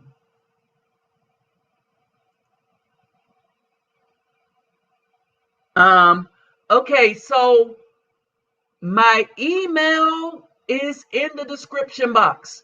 Along right under my donation links.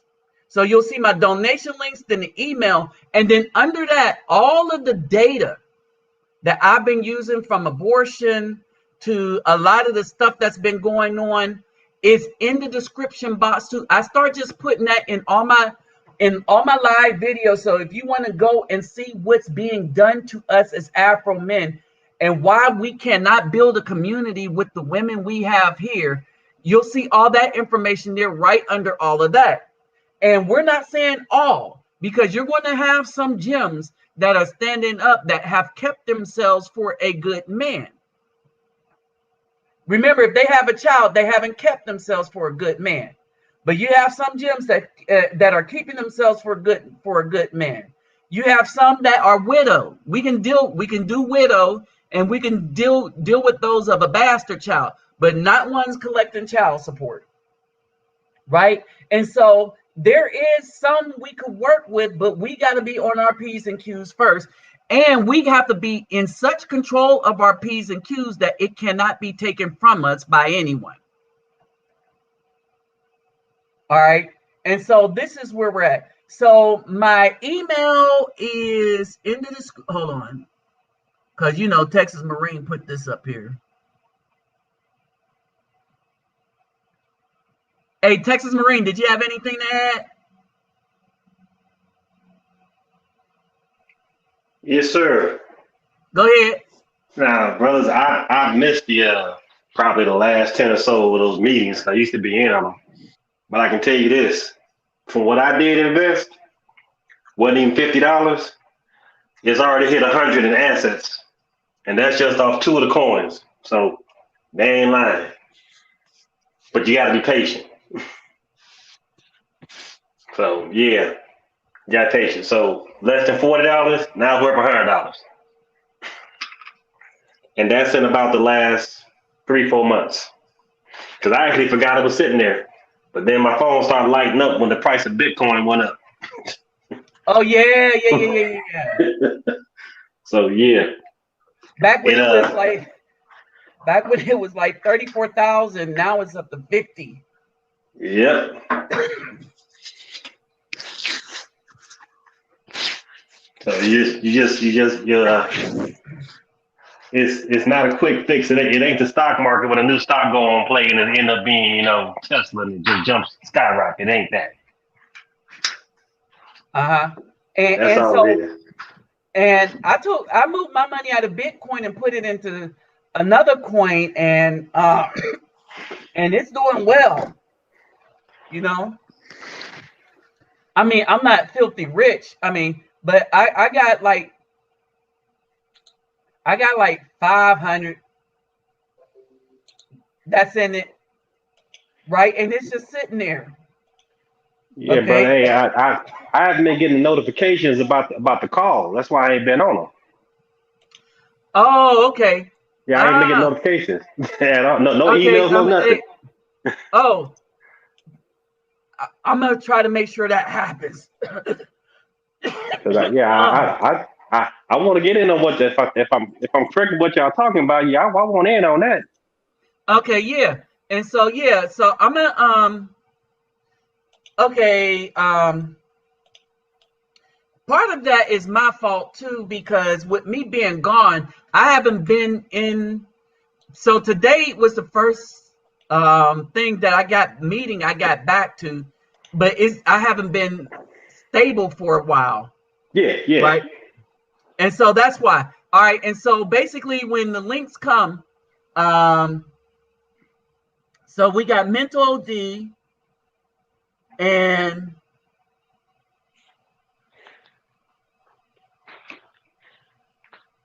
yeah, and he 1.8338. So brother Elijah killing it. But like I said, this is the subject matter expert right here. So he has 1.39 Bitcoin. All right. And so that's like 58,000. All right. And 39 add that. He close to six figures just on Bitcoins and altcoin. And these are dudes that know what they're doing. These are dudes that know what they're doing. And now we got dudes coming up with new ideas and stuff. And so we have a place. And so a lot of you may have noticed that with the notices that I sent out, I've not been trying to get this channel really, really big, right? Because the people that's been donating what they've been donating, it ain't going to be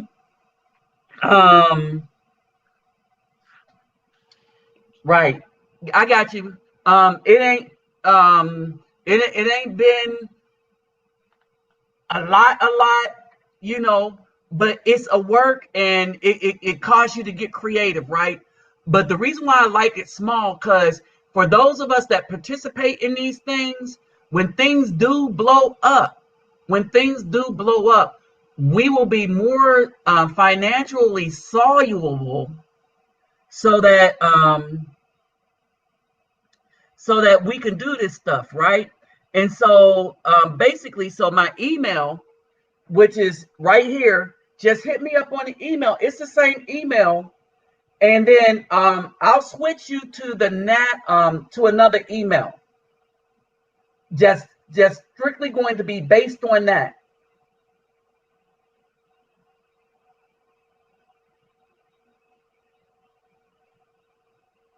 Okay. And so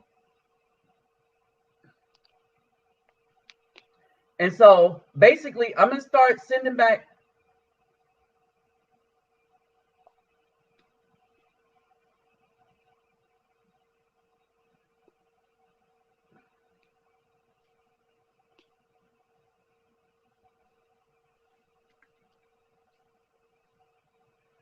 Okay.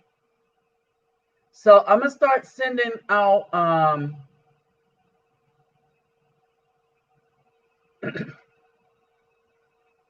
I will send out the links,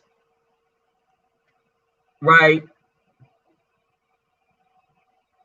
All right, and so go to my email and email me at refugetemplenabi, and then I will send you another email for you to contact me on, and so that when Brother Elias send the link, I could send it to you all as a mass email.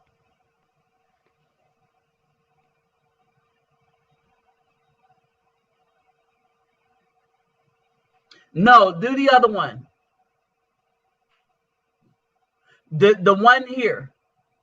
Hold on. Where is it at? This one right here.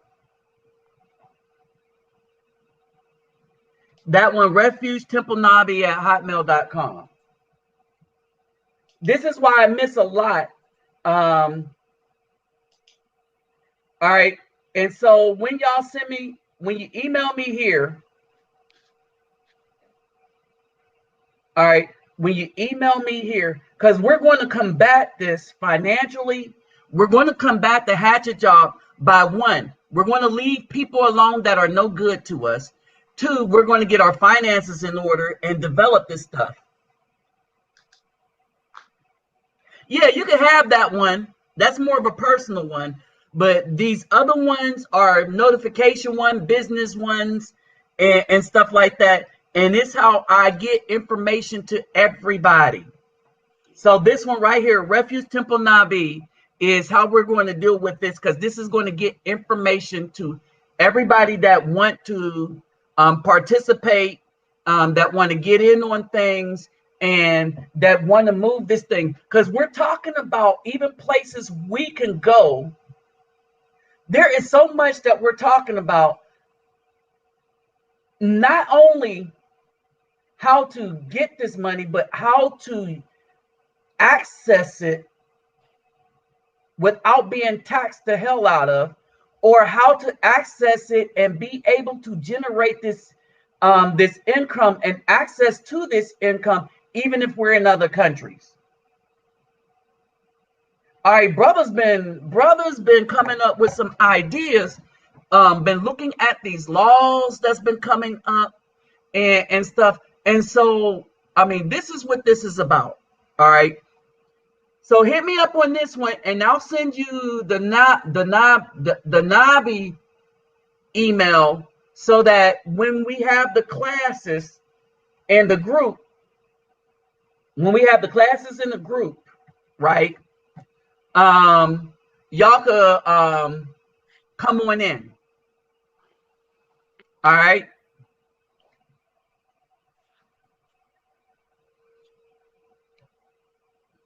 And then all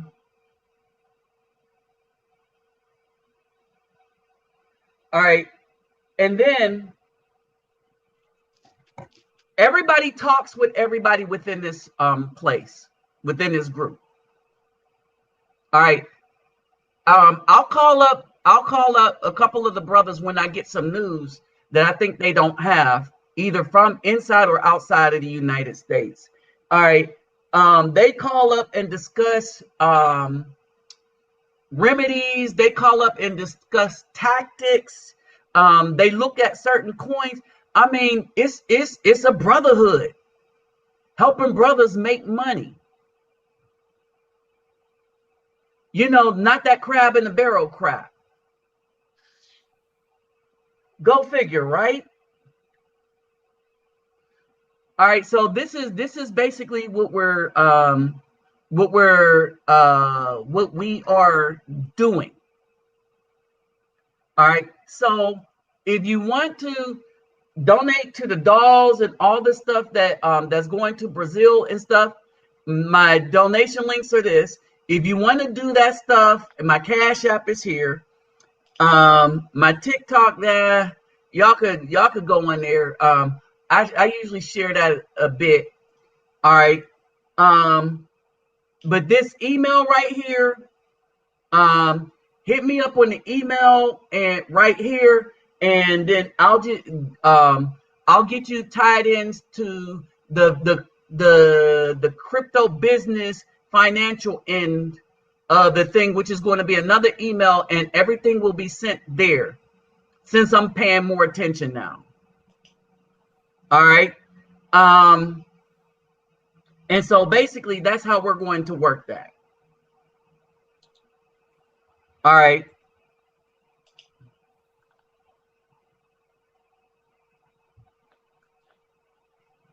Yes, exactly. And so we were looking, and we're looking at,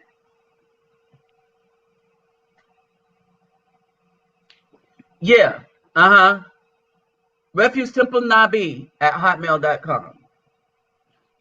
All right. And so So basically, we're looking at rebuilding a community based on the principles of the Most High and generalized brotherhood. No, none of that group stuff. Our group is XYZ GMA, and well, our group is no. We brothers. We brothers, like when I go to Colombia and see them people in Palenque, those my brothers. When I see them brothers that I was eating pizza with, all right, those were my brothers. We brothers like that.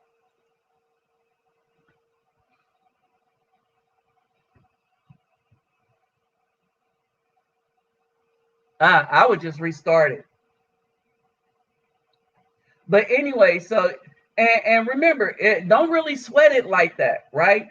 But you know, help when you can. But what's more important is as we get this brotherhood together and stuff like that, it's a network at the same time.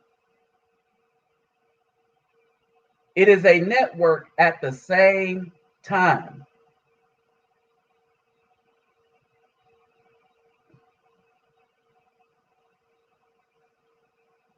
Okay.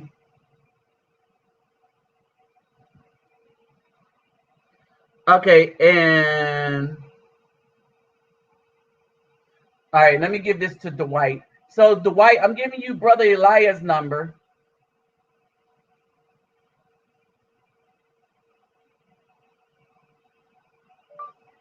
Hey, this is Brother Elijah's number.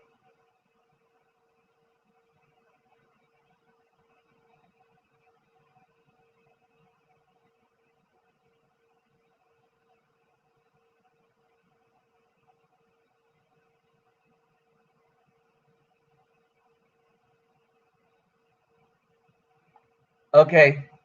Let's see. I'm gonna give it to Mental OG too. So Mental OG, hold on.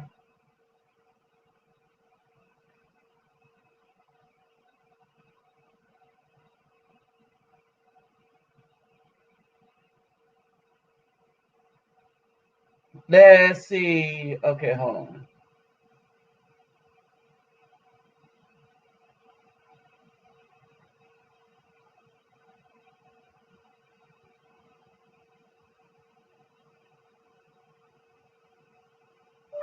Brother Elijah's number.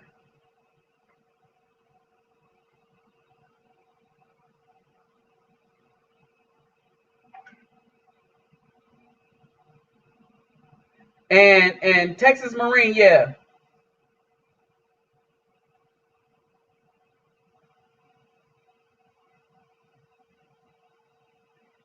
All right.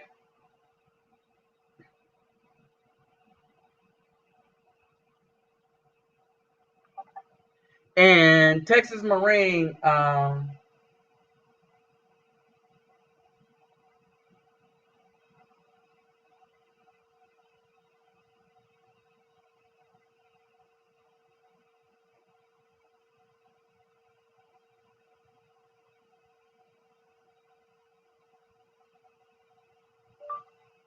Brother Elijah's number.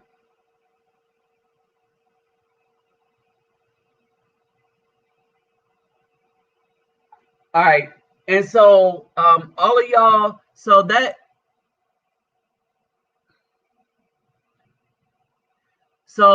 should all right, and so that's for the people interested in that that deal that's going on now.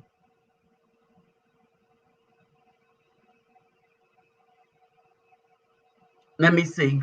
All right, and so man, who knows what happened with this? Who really knows?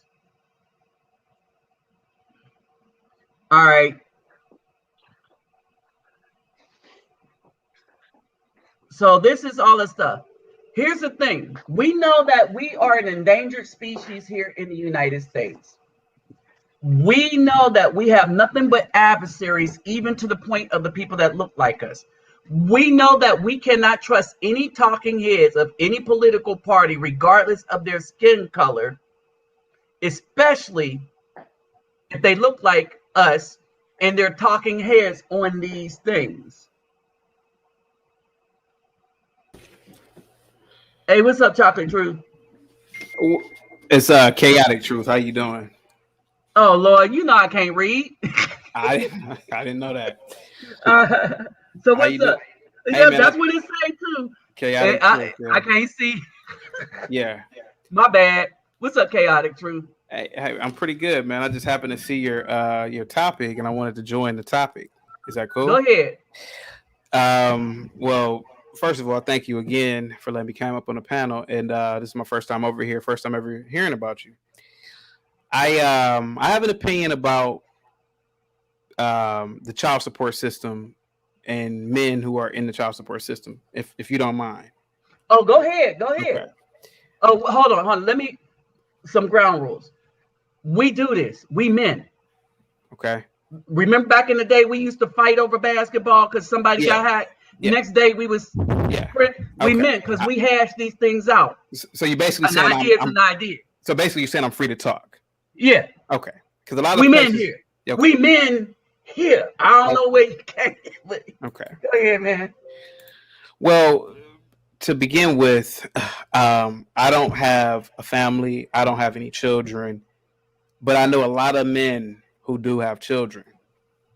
And unfortunately, I see the end result of poor patterns of behavior and poor patterns of an immediate gratification. A lot of men, and particularly black men, we love having sex, of course, and a lot of men obviously have sex and they have children. Now, a lot of these children, and these are stats, so I want to say that 75% of Black American households are single parent households, by the way.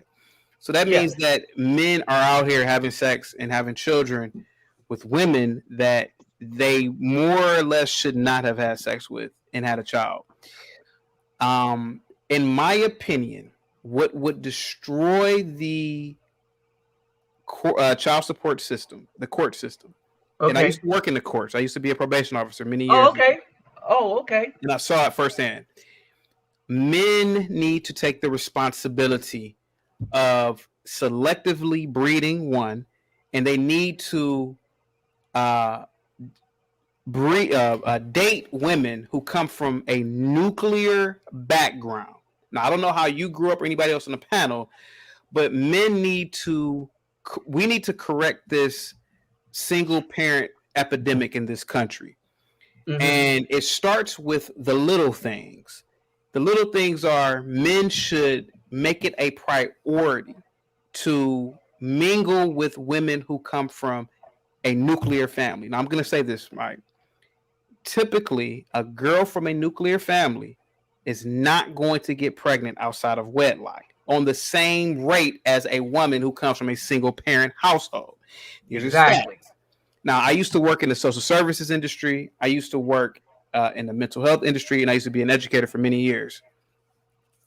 90+% of children who have behavior problems, children who are violent, children who have emotional problems, these children come from single parent households, and predominantly when the mom is the sole provider. Men. Can I stop you right there for yeah, sure. Y'all know my story. What he is saying is what I lived, I seen, and I took in. I took in my nieces and stuff from the system. I grew up in the system you talk about. Mm-hmm. And so I'm here to bear out the facts of what you are saying is the absolute truth, because I knew who was in the orphanages with me. You know what I mean? Because I was there. Yeah. I know who brought them there. I know some of the fathers that was fighting for custody. I know all that stuff because I lived it. And then I was trying to be part of a solution when I took in my nieces. So I seen it on both sides of what he's talking about. Y'all know I did. Y'all know the hell I went through with my nieces. Go ahead. Right. And here goes the thing too. So somebody may ask, and people have asked me, why do you care? What business is that of yours? Well, it is my business. Hold on, let me say this. Go ahead. Let me say this because I'm gonna help you with this. Mm-hmm. It's gonna be really, really easy because you're a man. Yeah. You're an Afro man. That's why you care. Yeah. If you really look at it deep down, I keep saying this. The women aren't the spiritual people. It's the men. It's the men that care about the community. That's why we care. When we talk about this stuff, we're talking about the community as a whole. When Black women talk about it, they talking about the benefit that could come to them personally or them as a Black woman, as they, like I said, unite like both.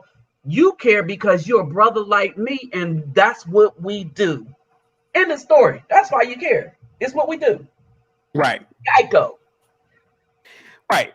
So that is true. It is about me being a Black man. It is about me looking or trying to look out for the community. But here goes the thing.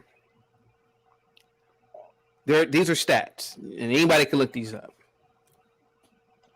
74% of murderers come from single parent households. I want to say 75% of African American households are single parent households. That's true. We have those stats on these channels. Yeah. We know. Most of your uneducated individuals come from single parent households. Yes. Now, hey, doesn't matter, right? But here goes the overall thing. These children that come from single parent households generally end up being violent, and they commit acts of crimes. There are Black people out here who are civilians, who mind their business, etc. The problem is that these individuals commit an alarming amount of crime. They leech off the system. Social workers don't go to nuclear families into their households and have to deal with their children. When I was working in social services, we had to go to 90% of my caseload was from single parent households, and we had to go to deplorable conditions. We didn't go to nuclear families. We went to primarily single families. When I worked in the mental health field, a lot of these kids that had all these problems, they came from single parent households. They didn't come from nuclear families. So you're putting a burden on society when you're not getting married, you're not properly vetting who you have sex with and have children with. And it goes back into the court system. I have told a lot of my friends not to talk. Don't talk to this girl. Don't do this with this girl, because this girl, I could tell this girl has all types of psychological problems. First of all, she comes from a single parent background. If this girl doesn't have an extensive amount of therapy, if she doesn't have a strong male figure in her life, this girl is already psychologically damaged. So if you have a child with her, she's going to do everything to make your life a living hell. It's not about the court system. It's about destroying the court system by responsibly having children. That was my take on it. Go ahead, sir. Hey, so you saw were you able to see the first videos I put up of the dude in the court? I mean, at the police station in this fiasco of trying to pick up his son. Did you see any part of that? Huh? I did not know. Okay. And so it is exactly what you were talking about. I presented a couple of videos of a dude, a man. They decided he just sent his sister to pick up his son because the mother put a restraining order on him to make his life a living hell. Yeah. All right. And she had the police visiting his house every week. Yeah. And this is a man paying child support.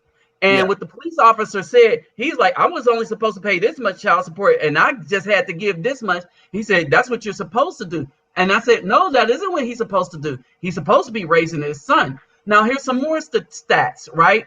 So we go on these and we have these.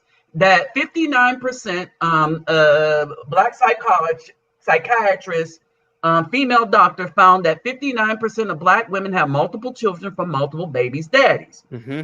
Okay, 59%, right? Yeah, 59%. We're not counting all the ones that have one child or have the child from the same daddy. But this is the other thing that we know, that greater than 61% of those baby daddies are dudes that just got out of the prison system. So the dudes that got out of the prison system are outproducing the regular guys. And this is why you're seeing what you're seeing. And this is something we didn't know about till we start really looking at the number. To women, other women in the profession started to get honest, be like, who's making all these babies? Right. You see what I'm saying? Mm-hmm. And when these women said, who's making all these babies, they found out that 54% of the Afro men do not have children. 36 or 30% now of those have children through wives. So that's 54 and 30, that's 84%. So you have a minority of men making all these troubled children, and that's because these women are only looking for these select people to open their legs up. It's a control thing. They're getting paid. These women get paid. And they don't understand that they're getting underpaid. Right. They're getting paid to F up the community, but what they're getting paid isn't worth the cost, and they're only starting to find that out. Right. It's not worth the cost. Yeah. And so we talk about this, that I taught finances and credit. So I do some credit. I don't want to call it counseling, because I open up how I fix my stuff to all my, I tell people, you got 12 scores. Yeah. They like, what? I thought there were only 3. No, you got those 3, and then you got 3 for those 3. That's 12. You got 12 credit scores. All my credit scores are above 800, right? Why is this significant? It depends on what you're going to buy. You got a credit score that the people in mortgage look at. You got a credit score for cars, credit score for credit cards. So all of them have those 3. And then you have the regular general one that everybody see, your FICO and stuff. And I said, okay, so never mind that. Don't look at that. Let's start looking at getting ourselves financially solvent in our head. Because I was taught, and I was taught welding, filling out taxes, balancing a checkbook. I was taught that in high school. Right. And they stopped teaching that kind of stuff. Right. And so we need to get financially sound. And how we get financially sound is we recognize money as a tool, not the goal. The goal isn't to make money. You make money to use it as a tool to do what you really want to do. I want to buy a house. That's the goal. Well, you need money. That's the tool. All right. And so I say, when we start looking at money as a tool to accomplish a purpose, all right, then and let our word be our bond. What your credit score is, what your word is, what you trade. If we brothers owe brothers, let's start paying each other back. If we owe businesses, let's pay each other back. We should prioritize things like men and be good stewards over stuff, right? And so you get your finance right, and then you could be very selective about where you go and pick up who you decide to wife up. And we should have been selective at always. We should have been more selective, and we're just starting to find this out the hard way too. You know, that we've not been, like you said, selective enough. Yeah, I mean, I totally agree. I hate to speak in generalized terms, because generalizes the truth Okay. for the most of the population. Our people, black people, and I'm particularly talking about African Americans, we don't have a shaming culture. The thing of the matter is that it should be shameful to be a single mother. It should be shameful, I hate to say this, to be a single father too. The thing of the matter is that there is a epidemic in the black community, and us women for certainly cannot teach a man welding, like you said. And of course, you learned those trades at a vocational high school, which are No, just high school. Yeah, right. But still, I had they don't even have vocational anymore. Right. So my father's still alive right now, and my father is in the medical field, or was in the medical field as well. But my father knew how to do plumbing, electrical work, stone cutting, roofing. He was a jack of all trades, and I learned from him and also learned from school as well. I had a vocational school. I went to a vocational high school as well. But the thing is that the problem with boys, especially being raised in a household without a father, especially a strong father, is that they're not going to learn generally practical skills. Like you said. So the epidemic that exists today, violence and other criminal activity, it stems from a lack of knowledge of how to do practical things. Anything, because the person raising them can't teach it. Right. And this is what this woman, she finally understood what I was saying. I said that my nieces that I was raising, I knew it was going to be problems because when they hit teenage and at puberty, there's stuff that they need to know as a woman I can't teach because I'm not a woman, right? And I said, in the same thing, don't go thinking you could teach a boy to be a man because you don't know the tools that a man need to have. Exactly. Right? Because you're not a man. Exactly. You're only understanding things from a woman's perspective of what you think you want out of a man, not what a man should do. And some of the times what you want is what a man should not do. Exactly. All right. And so in this, right, that what I do is I just put up the data, like all the numbers you see, the guys that watch my channel all the time, I got this on my laptop, on my desktop, all the stats, right? So what does it mean though? What it means is that we have to do something different, right? And we got to figure out what that different is. And like we was talking with Brother Elijah, we starting with finances, brothers getting down to finances, but something more critical to that, when we talk about finances, is what our words mean. Our words need to mean what when people know that I'm taking stuff to Brazil, I'm taking stuff, like people donate to my channel because, ain't good. The stuff that I come into contact with and the truth that I'm exposing, YouTube had already threatened me. I will never get paid if I didn't take a certain person down. And I was like, oh, F you. I'm leaving her up. She's a doctor, a psychiatrist.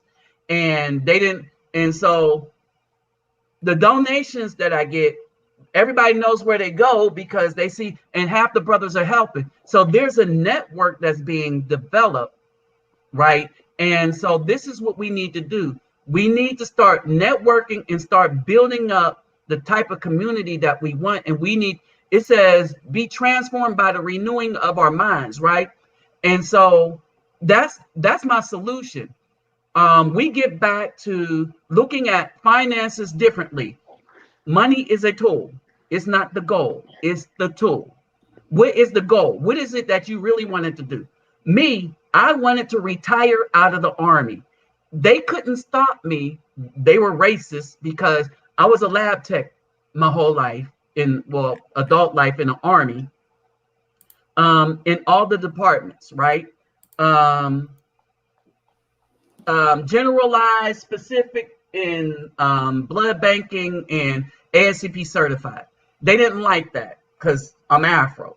They didn't like that because I was a sergeant and I was in charge of the lab because I'm Afro, right? So they tried to stop me from being promoted.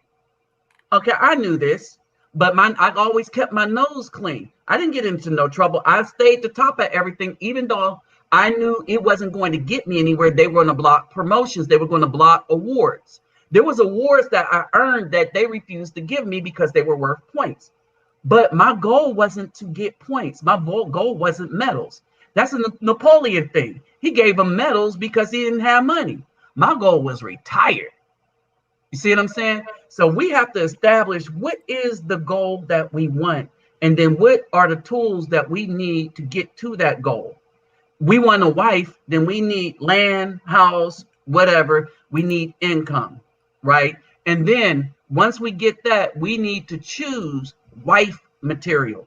And so this is a spiritual channel too. So there's a difference between a concubine and a wife. A wife is generally a virgin, meaning no children. A wife is a virgin. A concubine is a woman that's treated like a wife, but she's not a virgin. When you met her, she wasn't a virgin. So that's the difference between Solomon's concubines and the wives, right?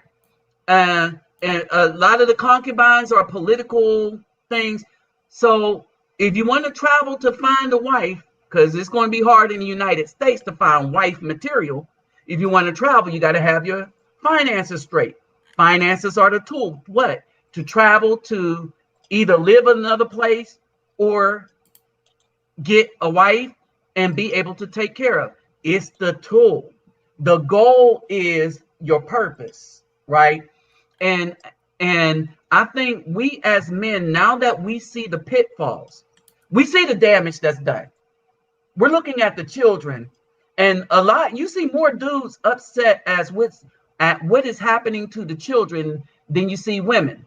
Remember, black women have aborted 24 million to 60 million if you count California, New Hampshire, and Maryland since 1973. We are going extinct. Literally, we are going extinct. And so this is the thing. Are they all bad? No. But we can choose to be choosy when we got our stuff together. And we can reward the ones that saved themselves, or we can go other places. But yeah, we got to do something different. Nabi. Yeah, go ahead. There's one thing missing out. Now I agree with a lot of stuff the brother said. But we also have to keep in mind that there are those like my mother did and my ex-wife did. They had a man.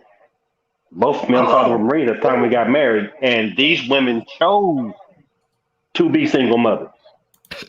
They left good men to be single mothers. My mother left my dad in the middle of the summer while he was on the drill field. He said he came home 2 weeks later, wondering where everybody was at. We were gone. By the time we found we were gone, we were in California. He's in Paris Island. No, ain't no pages of cell phones back then, so he can't just pick up a number and call us. He didn't know where I was, so I put down a military ID card to get a physical.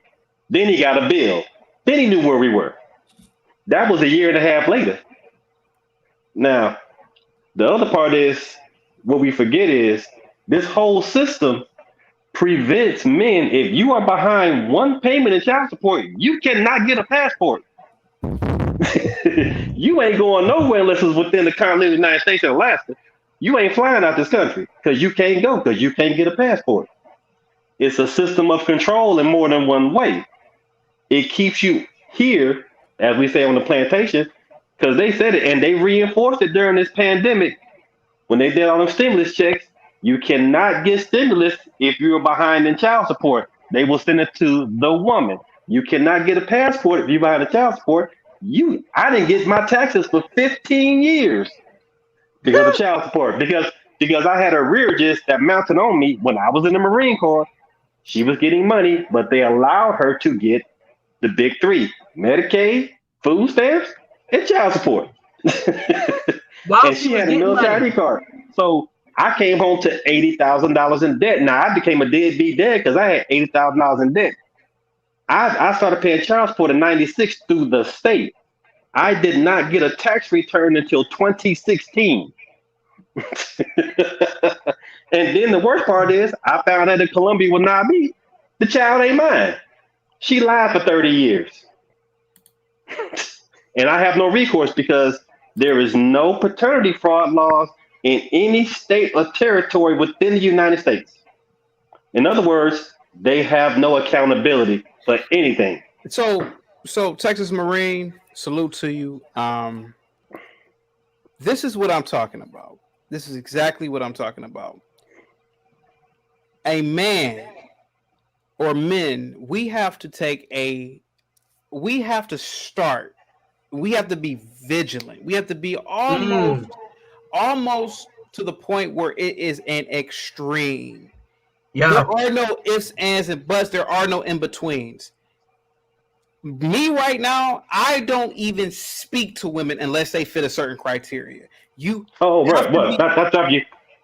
My ex-wife came from a 2-parent home. Mama, daddy drove truck. Wait. I'm gonna say this. She showed me good. There's one warning I missed. Her brother told me to leave her alone because he knew what I didn't know. But I figured, hey, mama there, daddy there, daddy work. Right. But she was shiesty. So here goes my thing, right? In my opinion and in my life personally, a female has to be tall. She has to be good looking. She has to be, a certain complexion, preferably dark skin. Not to mention she has to come from a nuclear family. But that's not even the end. A man must go into a relationship, in my opinion, with the mission to create a business relationship with her father. Because check this out for a minute. Imagine a female, her father is well-to-do, and you build more of a connection with him on a business level. No matter what that girl is going through, generally speaking, you will have leverage because you are doing business with the father. That's why I say, man, black people, man, we have to vet. We have to be like the Jews. The Jews vet. They don't just marry the spouse. They marry the entire family. I'm going to benefit off this somehow, even if it were to fall. And the thing of the matter is that a lot of black people, man, like I always say this. I even said it to my friends. If her mom is fat, if her mom is ugly, if her mom is crazy, she's going to be like that. If her dad is not in the home, that girl has a fucked up psychology. If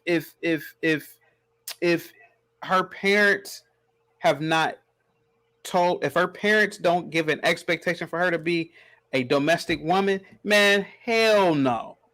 Yeah, man, like I said, one thing about me, listen, I'm not perfect, but I am super perfect when it comes to that because I haven't fallen into that. I've seen so many of my friends fall, and I'm like, man, you didn't see that from a mile away with that? like that's just me though, but hold on. Did you see hold on, let me play a Mary for him. This is what we're talking about. And this is what you're talking about, right? I gotta play it for you. What do you bring to the table? What do you realistically do other than sex?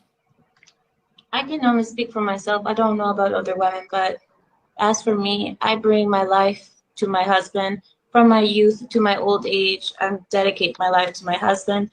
I bring centuries of culture that has been brought down from all the women in my family that I will teach to our children, my husband's children. I bring my ears to listen, my body to serve to him and only him. I bring my ability to be an assistant, personal assistant, business assistant, any assistant that my husband needs, whatever he needs me for, I'm here for him. So, but for me, I think the most important thing in our case is that centuries old teaching that is brought down from grandmother to mother to daughter to my future children is the ability to pass down those things for our children and our traditions and culture to move on into the future. And like I said, I'm a personal assistant to my husband, and whatever he needs, I'm here, obedient and willing to serve. So, I don't know. You see how easy that was for her to run through?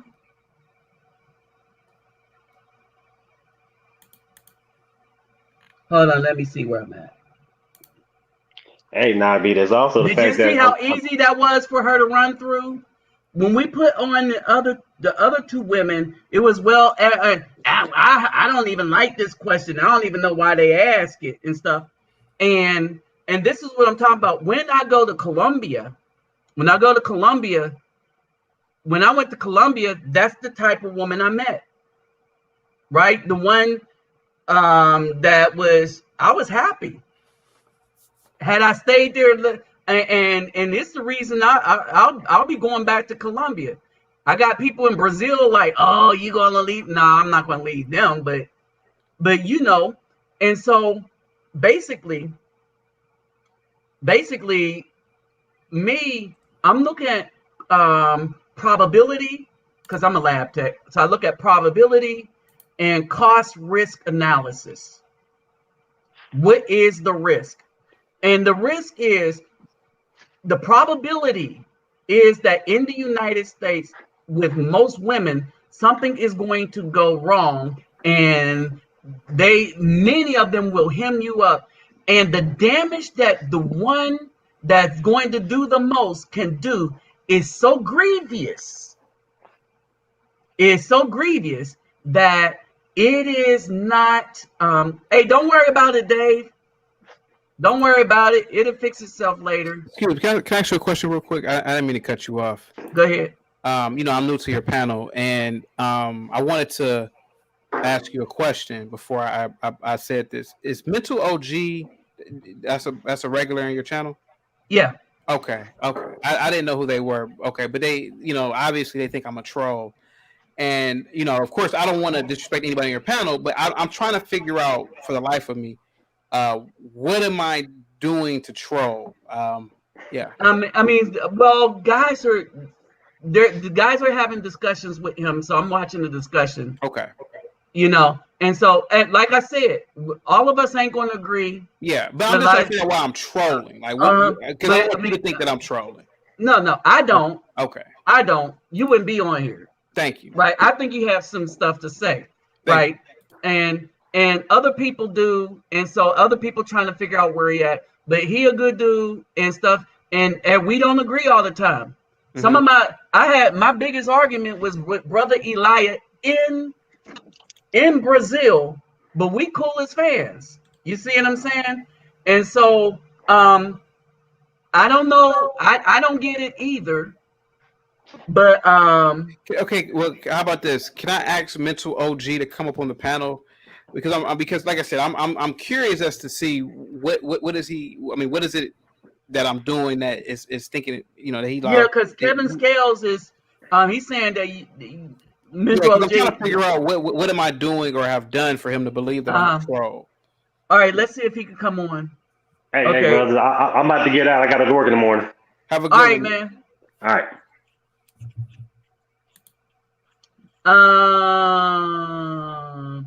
Dave, where's the PayPal link? I'll put it up in a minute. So let's see why. Oh, there it is. There it is, man. Let's see. I'll put it back up there. It's called a verbal communication. You want to be logical. Already told you. It's not about words. It's about intent. Anyone can tell you the truth. Oh, well, now I disagree with this, Mental OG, and I'm going to tell you why. The truth is the truth, right? The truth is the truth, period. Regardless of body language or whatever. If somebody putting the numbers up, you know the numbers because I put the numbers up. All right. And so we can't look at body language and say we're going to discount the truth because of body language. All right. That's just the dude. I'm seeing a professional. He got a suit on. All right. You know what I mean? I'm just asking a question. I mean, because again, I don't want to disrespect anybody because I'm new. But you're not disrespecting anybody. But yeah. But I mean, so we could disagree on this one because I'm looking at a dude in a suit, and I'm measuring the words, and so and this is what I'm saying. You measure the words with people. Is what they saying the truth? And you say he's saying the truth. So hey, let's just go with that. Oh, I saw that hey, don't worry about it, man. You help out a lot. There's other time maybe some wrong with Cash App because somebody else had a problem with it. Okay, and so basically we can't be looking at if somebody is saying the truth.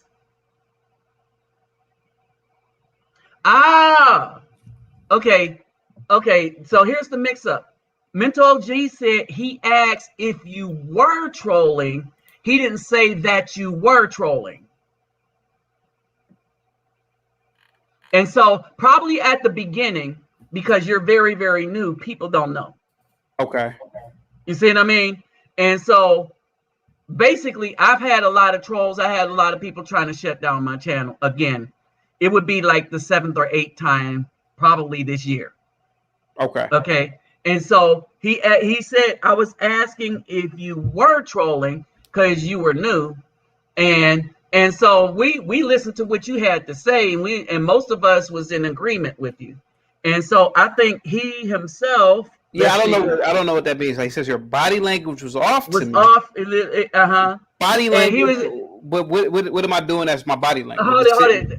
Hey, but that should slide down your back because, like I just told him, it's body language, right?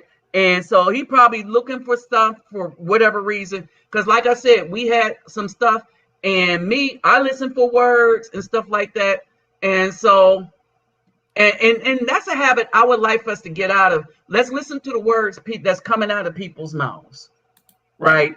And so that's where I am with that. All right, but he didn't say you were trolling. He was asking if you were trolling because you're new. Okay. And you got to take that. You knew we ain't seen you before, right? Right, but everybody's welcome, and that's why I gave you the thing. You could speak. From your experience, and you said, in my opinion, already knew. It's an opinion, right? Based on some facts, right? And stuff. And I was like, okay, so that sounds like a good opinion. Yeah, okay. And so that's basically it. We listen to the words. If somebody say this is a fact and give an opinion, yeah, we shutting them down. But if people say this is an opinion based on some facts, hey. We listen. Okay, I feel you. All right, and so I guess that's where we are right now. So in the beginning, he was asking if you were trolling because you are brand new. Mm-hmm. We ain't never seen you before. So, but as a brother, when men come on here with some knowledge, hey, we hash it out because that's what we do here. You see what I mean? And we hear the knowledge. We agree, comment, disagree. And so body language, let that slide off your back because ain't nobody worried about that but Mental G. And he cool as a fan to us, but it is what it is. People talk about me, so. Absolutely. Okay. And so don't let it bother you. No, it doesn't bother me at all. I was just, so yeah, and the thing is that there needs to be a revolution, and I think that the way to fix this problem with the court system and dealing with child support is that black men take the initiative to, at least for the most part, properly vet and properly. I don't want to say breed because people get offended when I say the word breed, but properly procreate with the right woman. Particularly the woman you are married to. Generally, women, divorces happen, and occasionally a woman will leave, I guess. But we can vet. but we can vet. The thing is, yeah, we have a culture where nobody understands purpose. right, And this is what I mean. The purpose of us is to bear children, raise right, them up to continue a legacy, right, right? That's the whole, in a nutshell, purpose of a wife and husband, period. That's the purpose right there. That is the biological, when I'm looking at doing semen analysis and the thing, that they want to have a child because that is the purpose. That's why they got married, right? There is no other reason to get married, right? There's no other reason to get a wife outside of that. Business thing, you could be a business partner, right? There is no other reason outside of that. I mean, that's it. That's in a nutshell. If you want to go to the basics. Now, all the rest of it, she got a good job, this, that, and the other. Okay, that's the flowers around that's the icing around the cake, but that's not the cake. The cake is, the purpose is to build families. The family builds communities. The communities build nations. right, All exactly. right. And so that is the purpose. And what happens is women don't understand their purpose, because if they did, they wouldn't have murdered a fourth of the population. The men don't understand. Oh yes, they're murdering us into extinction. All right. The black woman alone is murdering us into extinction through abortion. Right. Two, the men think that their purpose is to, oh man, and we talk about this all the time. Dudes be like, oh, I don't need to pay no money. I said, we all pay because that's what we do. We make resources so that we can take care of. And dudes be like, oh no, I'm a player. I have them come over. No, you paying for the drugs. You paying for something. But you think your thing is to run through everything, right? And those are the dudes that's getting hemmed up. Because when you basically look at it, you fit the majority of the Afro men who are either married or don't have children at all, right? The problem is we have a epidemic with children where they can't get no help because the responsible men were not the ones chosen to have the children, right? And the responsible men are now looking and saying, you know what? We might need to take this show on the road. Mm-hmm. And that's what they're doing. Remember, passports, I don't know if you know this or not, but between around 2016, with Afro men, people applying for passport kind of went up by a third. Yeah. By the time 2017-18 hit, dudes getting passport double. It used to be the BWs and the Caucasian men getting passports and stuff. Now you got brothers getting passports. But here's the thing. They're getting passports to leave, to escape. Exactly. Where everybody else was getting passports to travel, see the world. Oh, the women. Our women's group went to Italy. Brothers like, I moved to Africa. You know what I mean? What's up? You see what I'm saying? Mm-hmm. And that's the thing. And so there's a lot of changes. There's stuff that you see, but the majority of the brothers have been paying attention as of late, and the dynamics are changing, right? And like people like me, I see it because I'm in tune to this. I'm retired military. I don't got a job to go to. All right, I met my goal. My goal is to not work no more for somebody, right? Unless the government, mess up, But so I'm VA pension retired, right? So I have time to really, the way I used to preach, right? And study Hebrew and all that stuff. I have more time to do that now. But more so than that, I see what is going on outside of the world. I speak a bunch of different languages now because of necessity, right? And even in speaking the language and understanding words and the etymology of words, I start understanding, oh, we got stuff really effed up in our world here.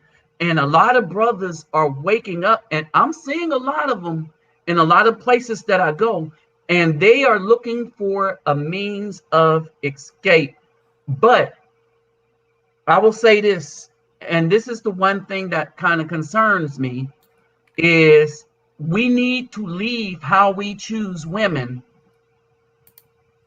in the United States. We need to change as men, and we talk about that a lot here.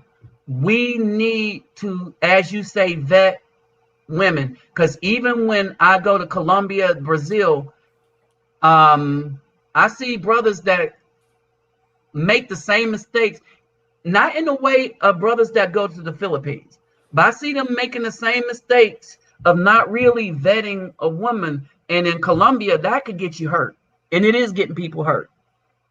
Yep. Hey, Reluctant Nabi, thanks, man. I'm gonna subscribe. Yes, it's a little bit late. Subscribe to the channel, and you don't have to. You know that, right? No, I'm gonna subscribe, man. And I'm definitely going to, tell everybody that I know. But yeah, man. But if anybody's left in the comment section, please hit the Cash App or the PayPal. Thank you again, Reluctant. Yeah, and like any data you got, yeah. Oh, bring it here, because see, we do that. We do data. Oh, he's Mentoji. He didn't mean to offend. Oh yeah, that's cool. Yeah. Yep. But see, we address these because we men. Yep. Bottom line, Absolutely. We men. All right. I don't know what we're going to argue about, because it'll probably happen, because we can't agree on everything, because we men, two different life experiences. Exactly.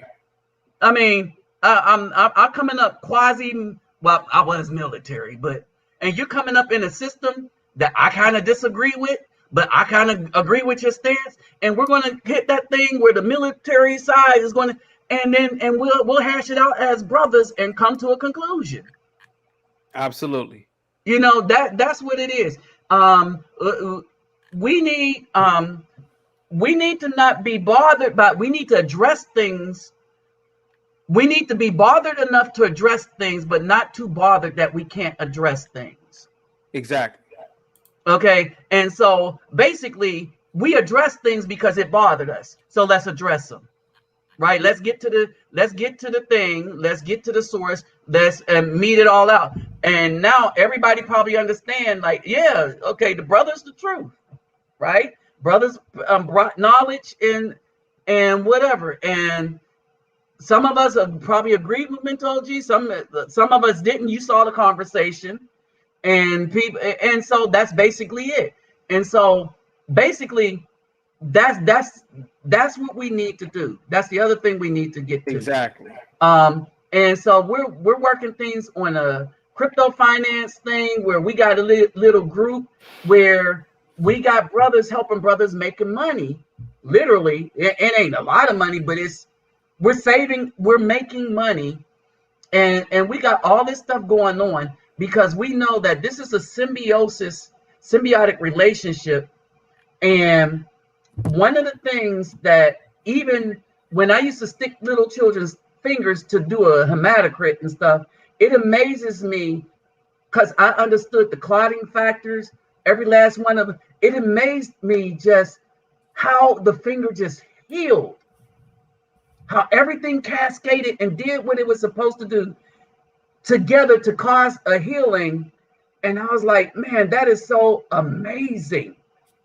The lab just really amazed me and at a microscopic chemical level. And I was like, everything works together. It's symbiosis. It works together. Yep.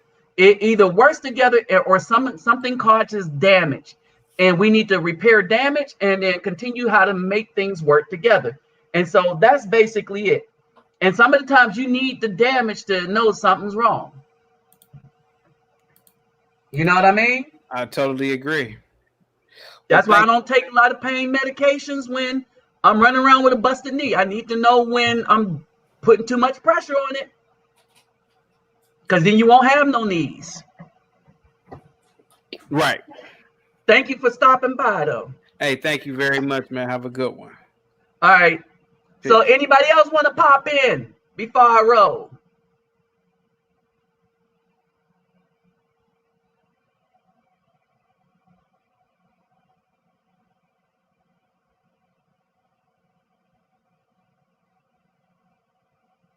Uh-huh. Let's see. We through here. Get used to it. Got to go through to get to it. Yeah. Yep. Yep.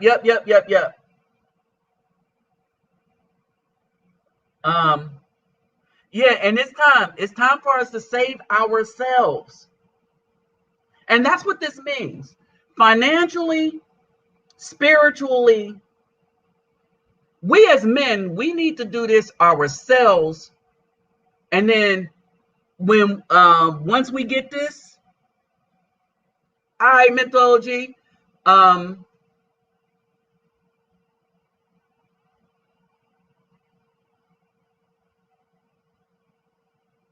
right. The more we see them, the more we know them. Right? And so basically, all right. And so he'll be subscribing. So we'll see more, we'll see more of them. And maybe, and it's probably going to be a brother that's an asset. All right. And so basically, let me say this. All right. Let me say this.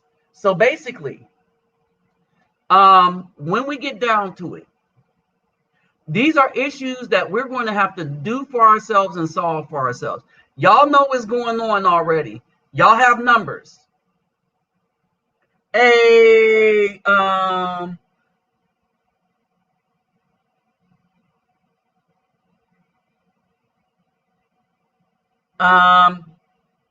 hey, Kelly, email me and I'll give you Brother Elias' number.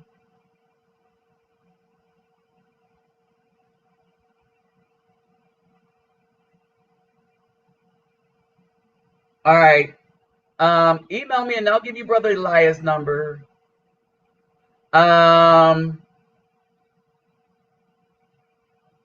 Okay, here we go.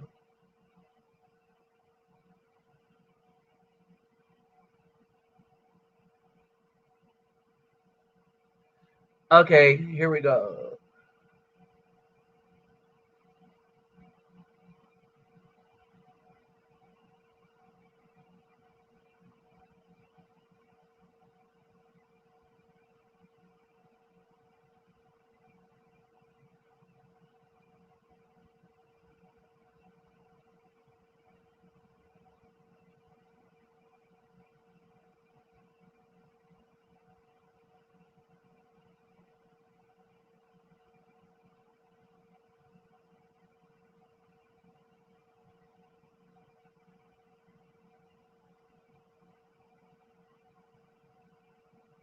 Hold on.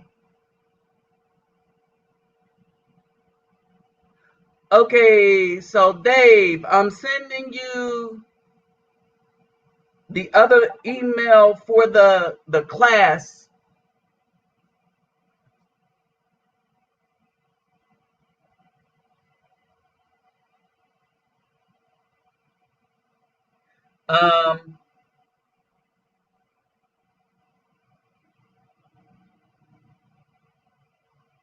Okay, now here's the thing.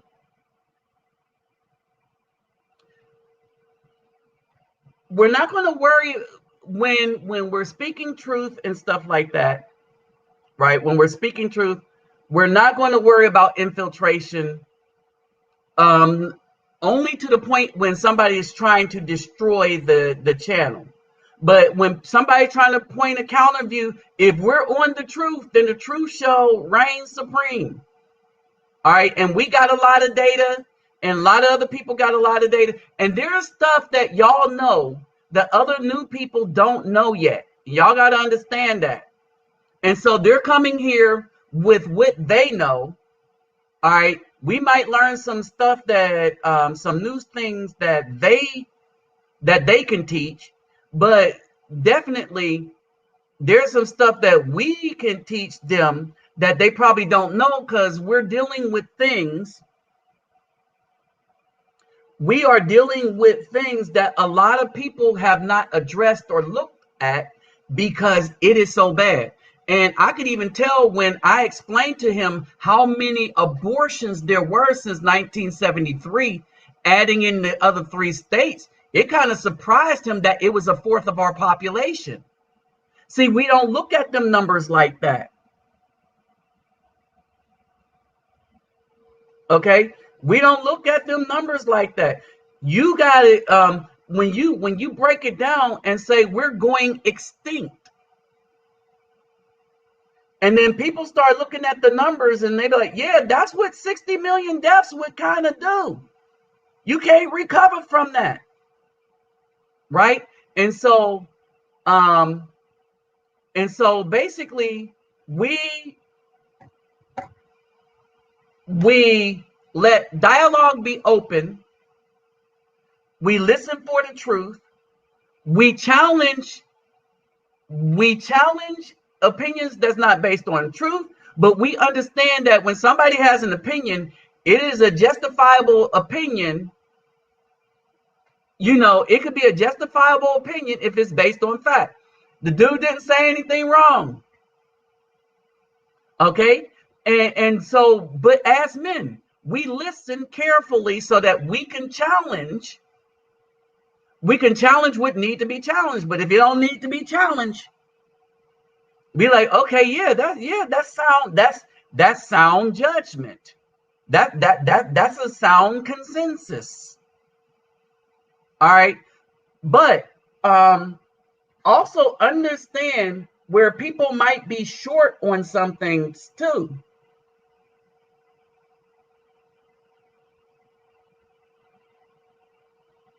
Okay, here we go. And this is to you, Marcel Gilliam. I'm sending the email.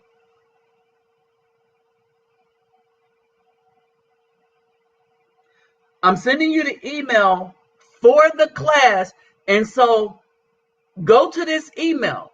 When for those of y'all that I'm sending this email to, go to the email and just give me a note so that I can add you to the list. So when it's time for the class, right? So when it's time for the class, y'all can y'all can already be there, and it's a Zoom class, and I can send a Zoom link to everybody. So it's going to be the Nabi crypto email that I sent out to y'all. Right. And a lot of times though, let me say this, brothers, a lot of times to make sure we're on our P's and Q's, we do need to be challenged by those that may disagree with us.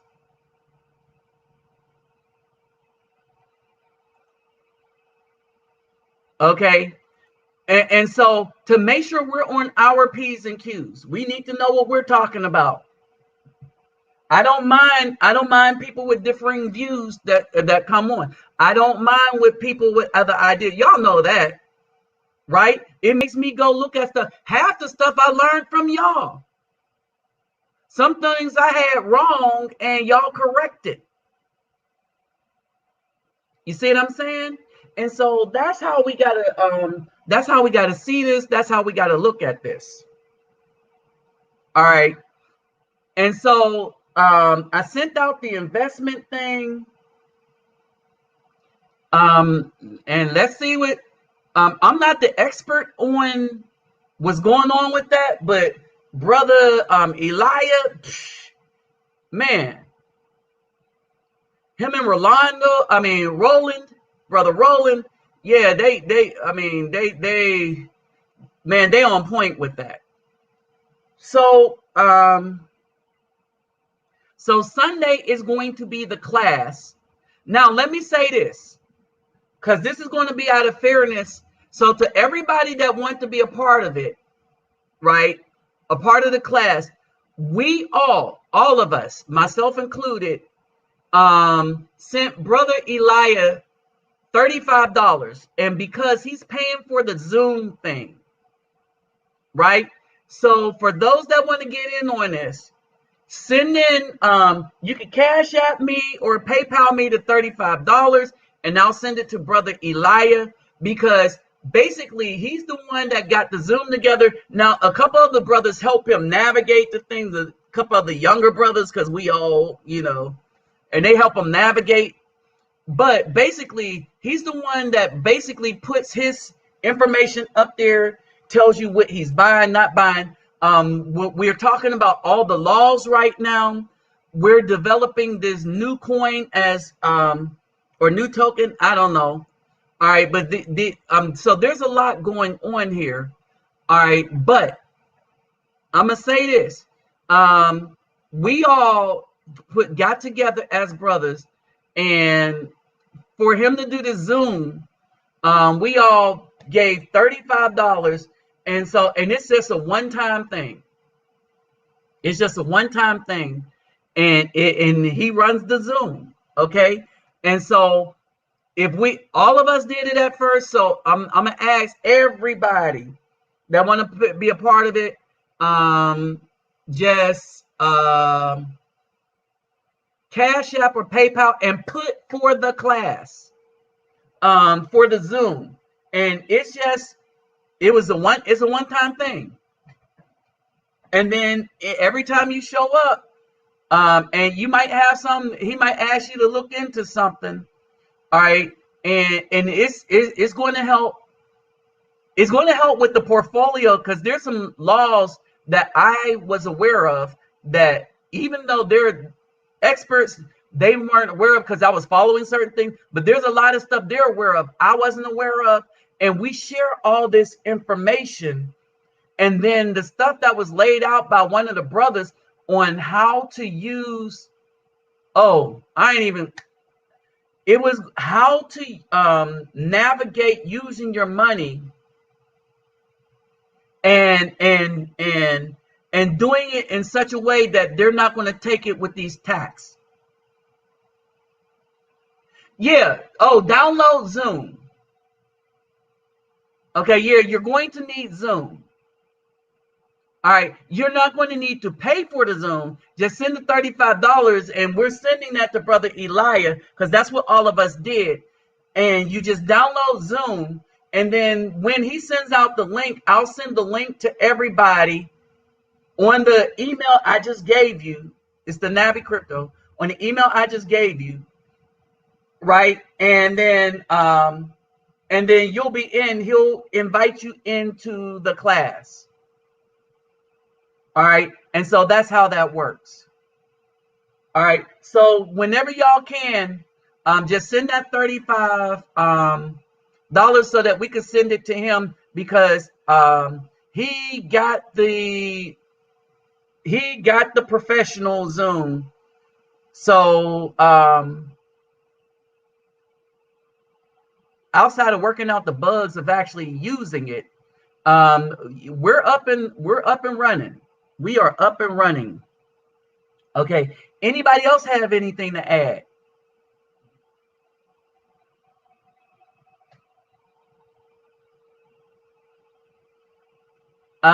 Anybody else have anything to add? All right. And y'all know, hit me up on my emails. And Mentoji, you got both of them. All right. So, but anyway, so y'all hit me up. And with that said, share this with the other brothers, and I will holler at y'all later. I got an appointment tomorrow, so I'll probably be back on here probably Tuesday. All right. So peace, love, and soul. I'm out, y'all.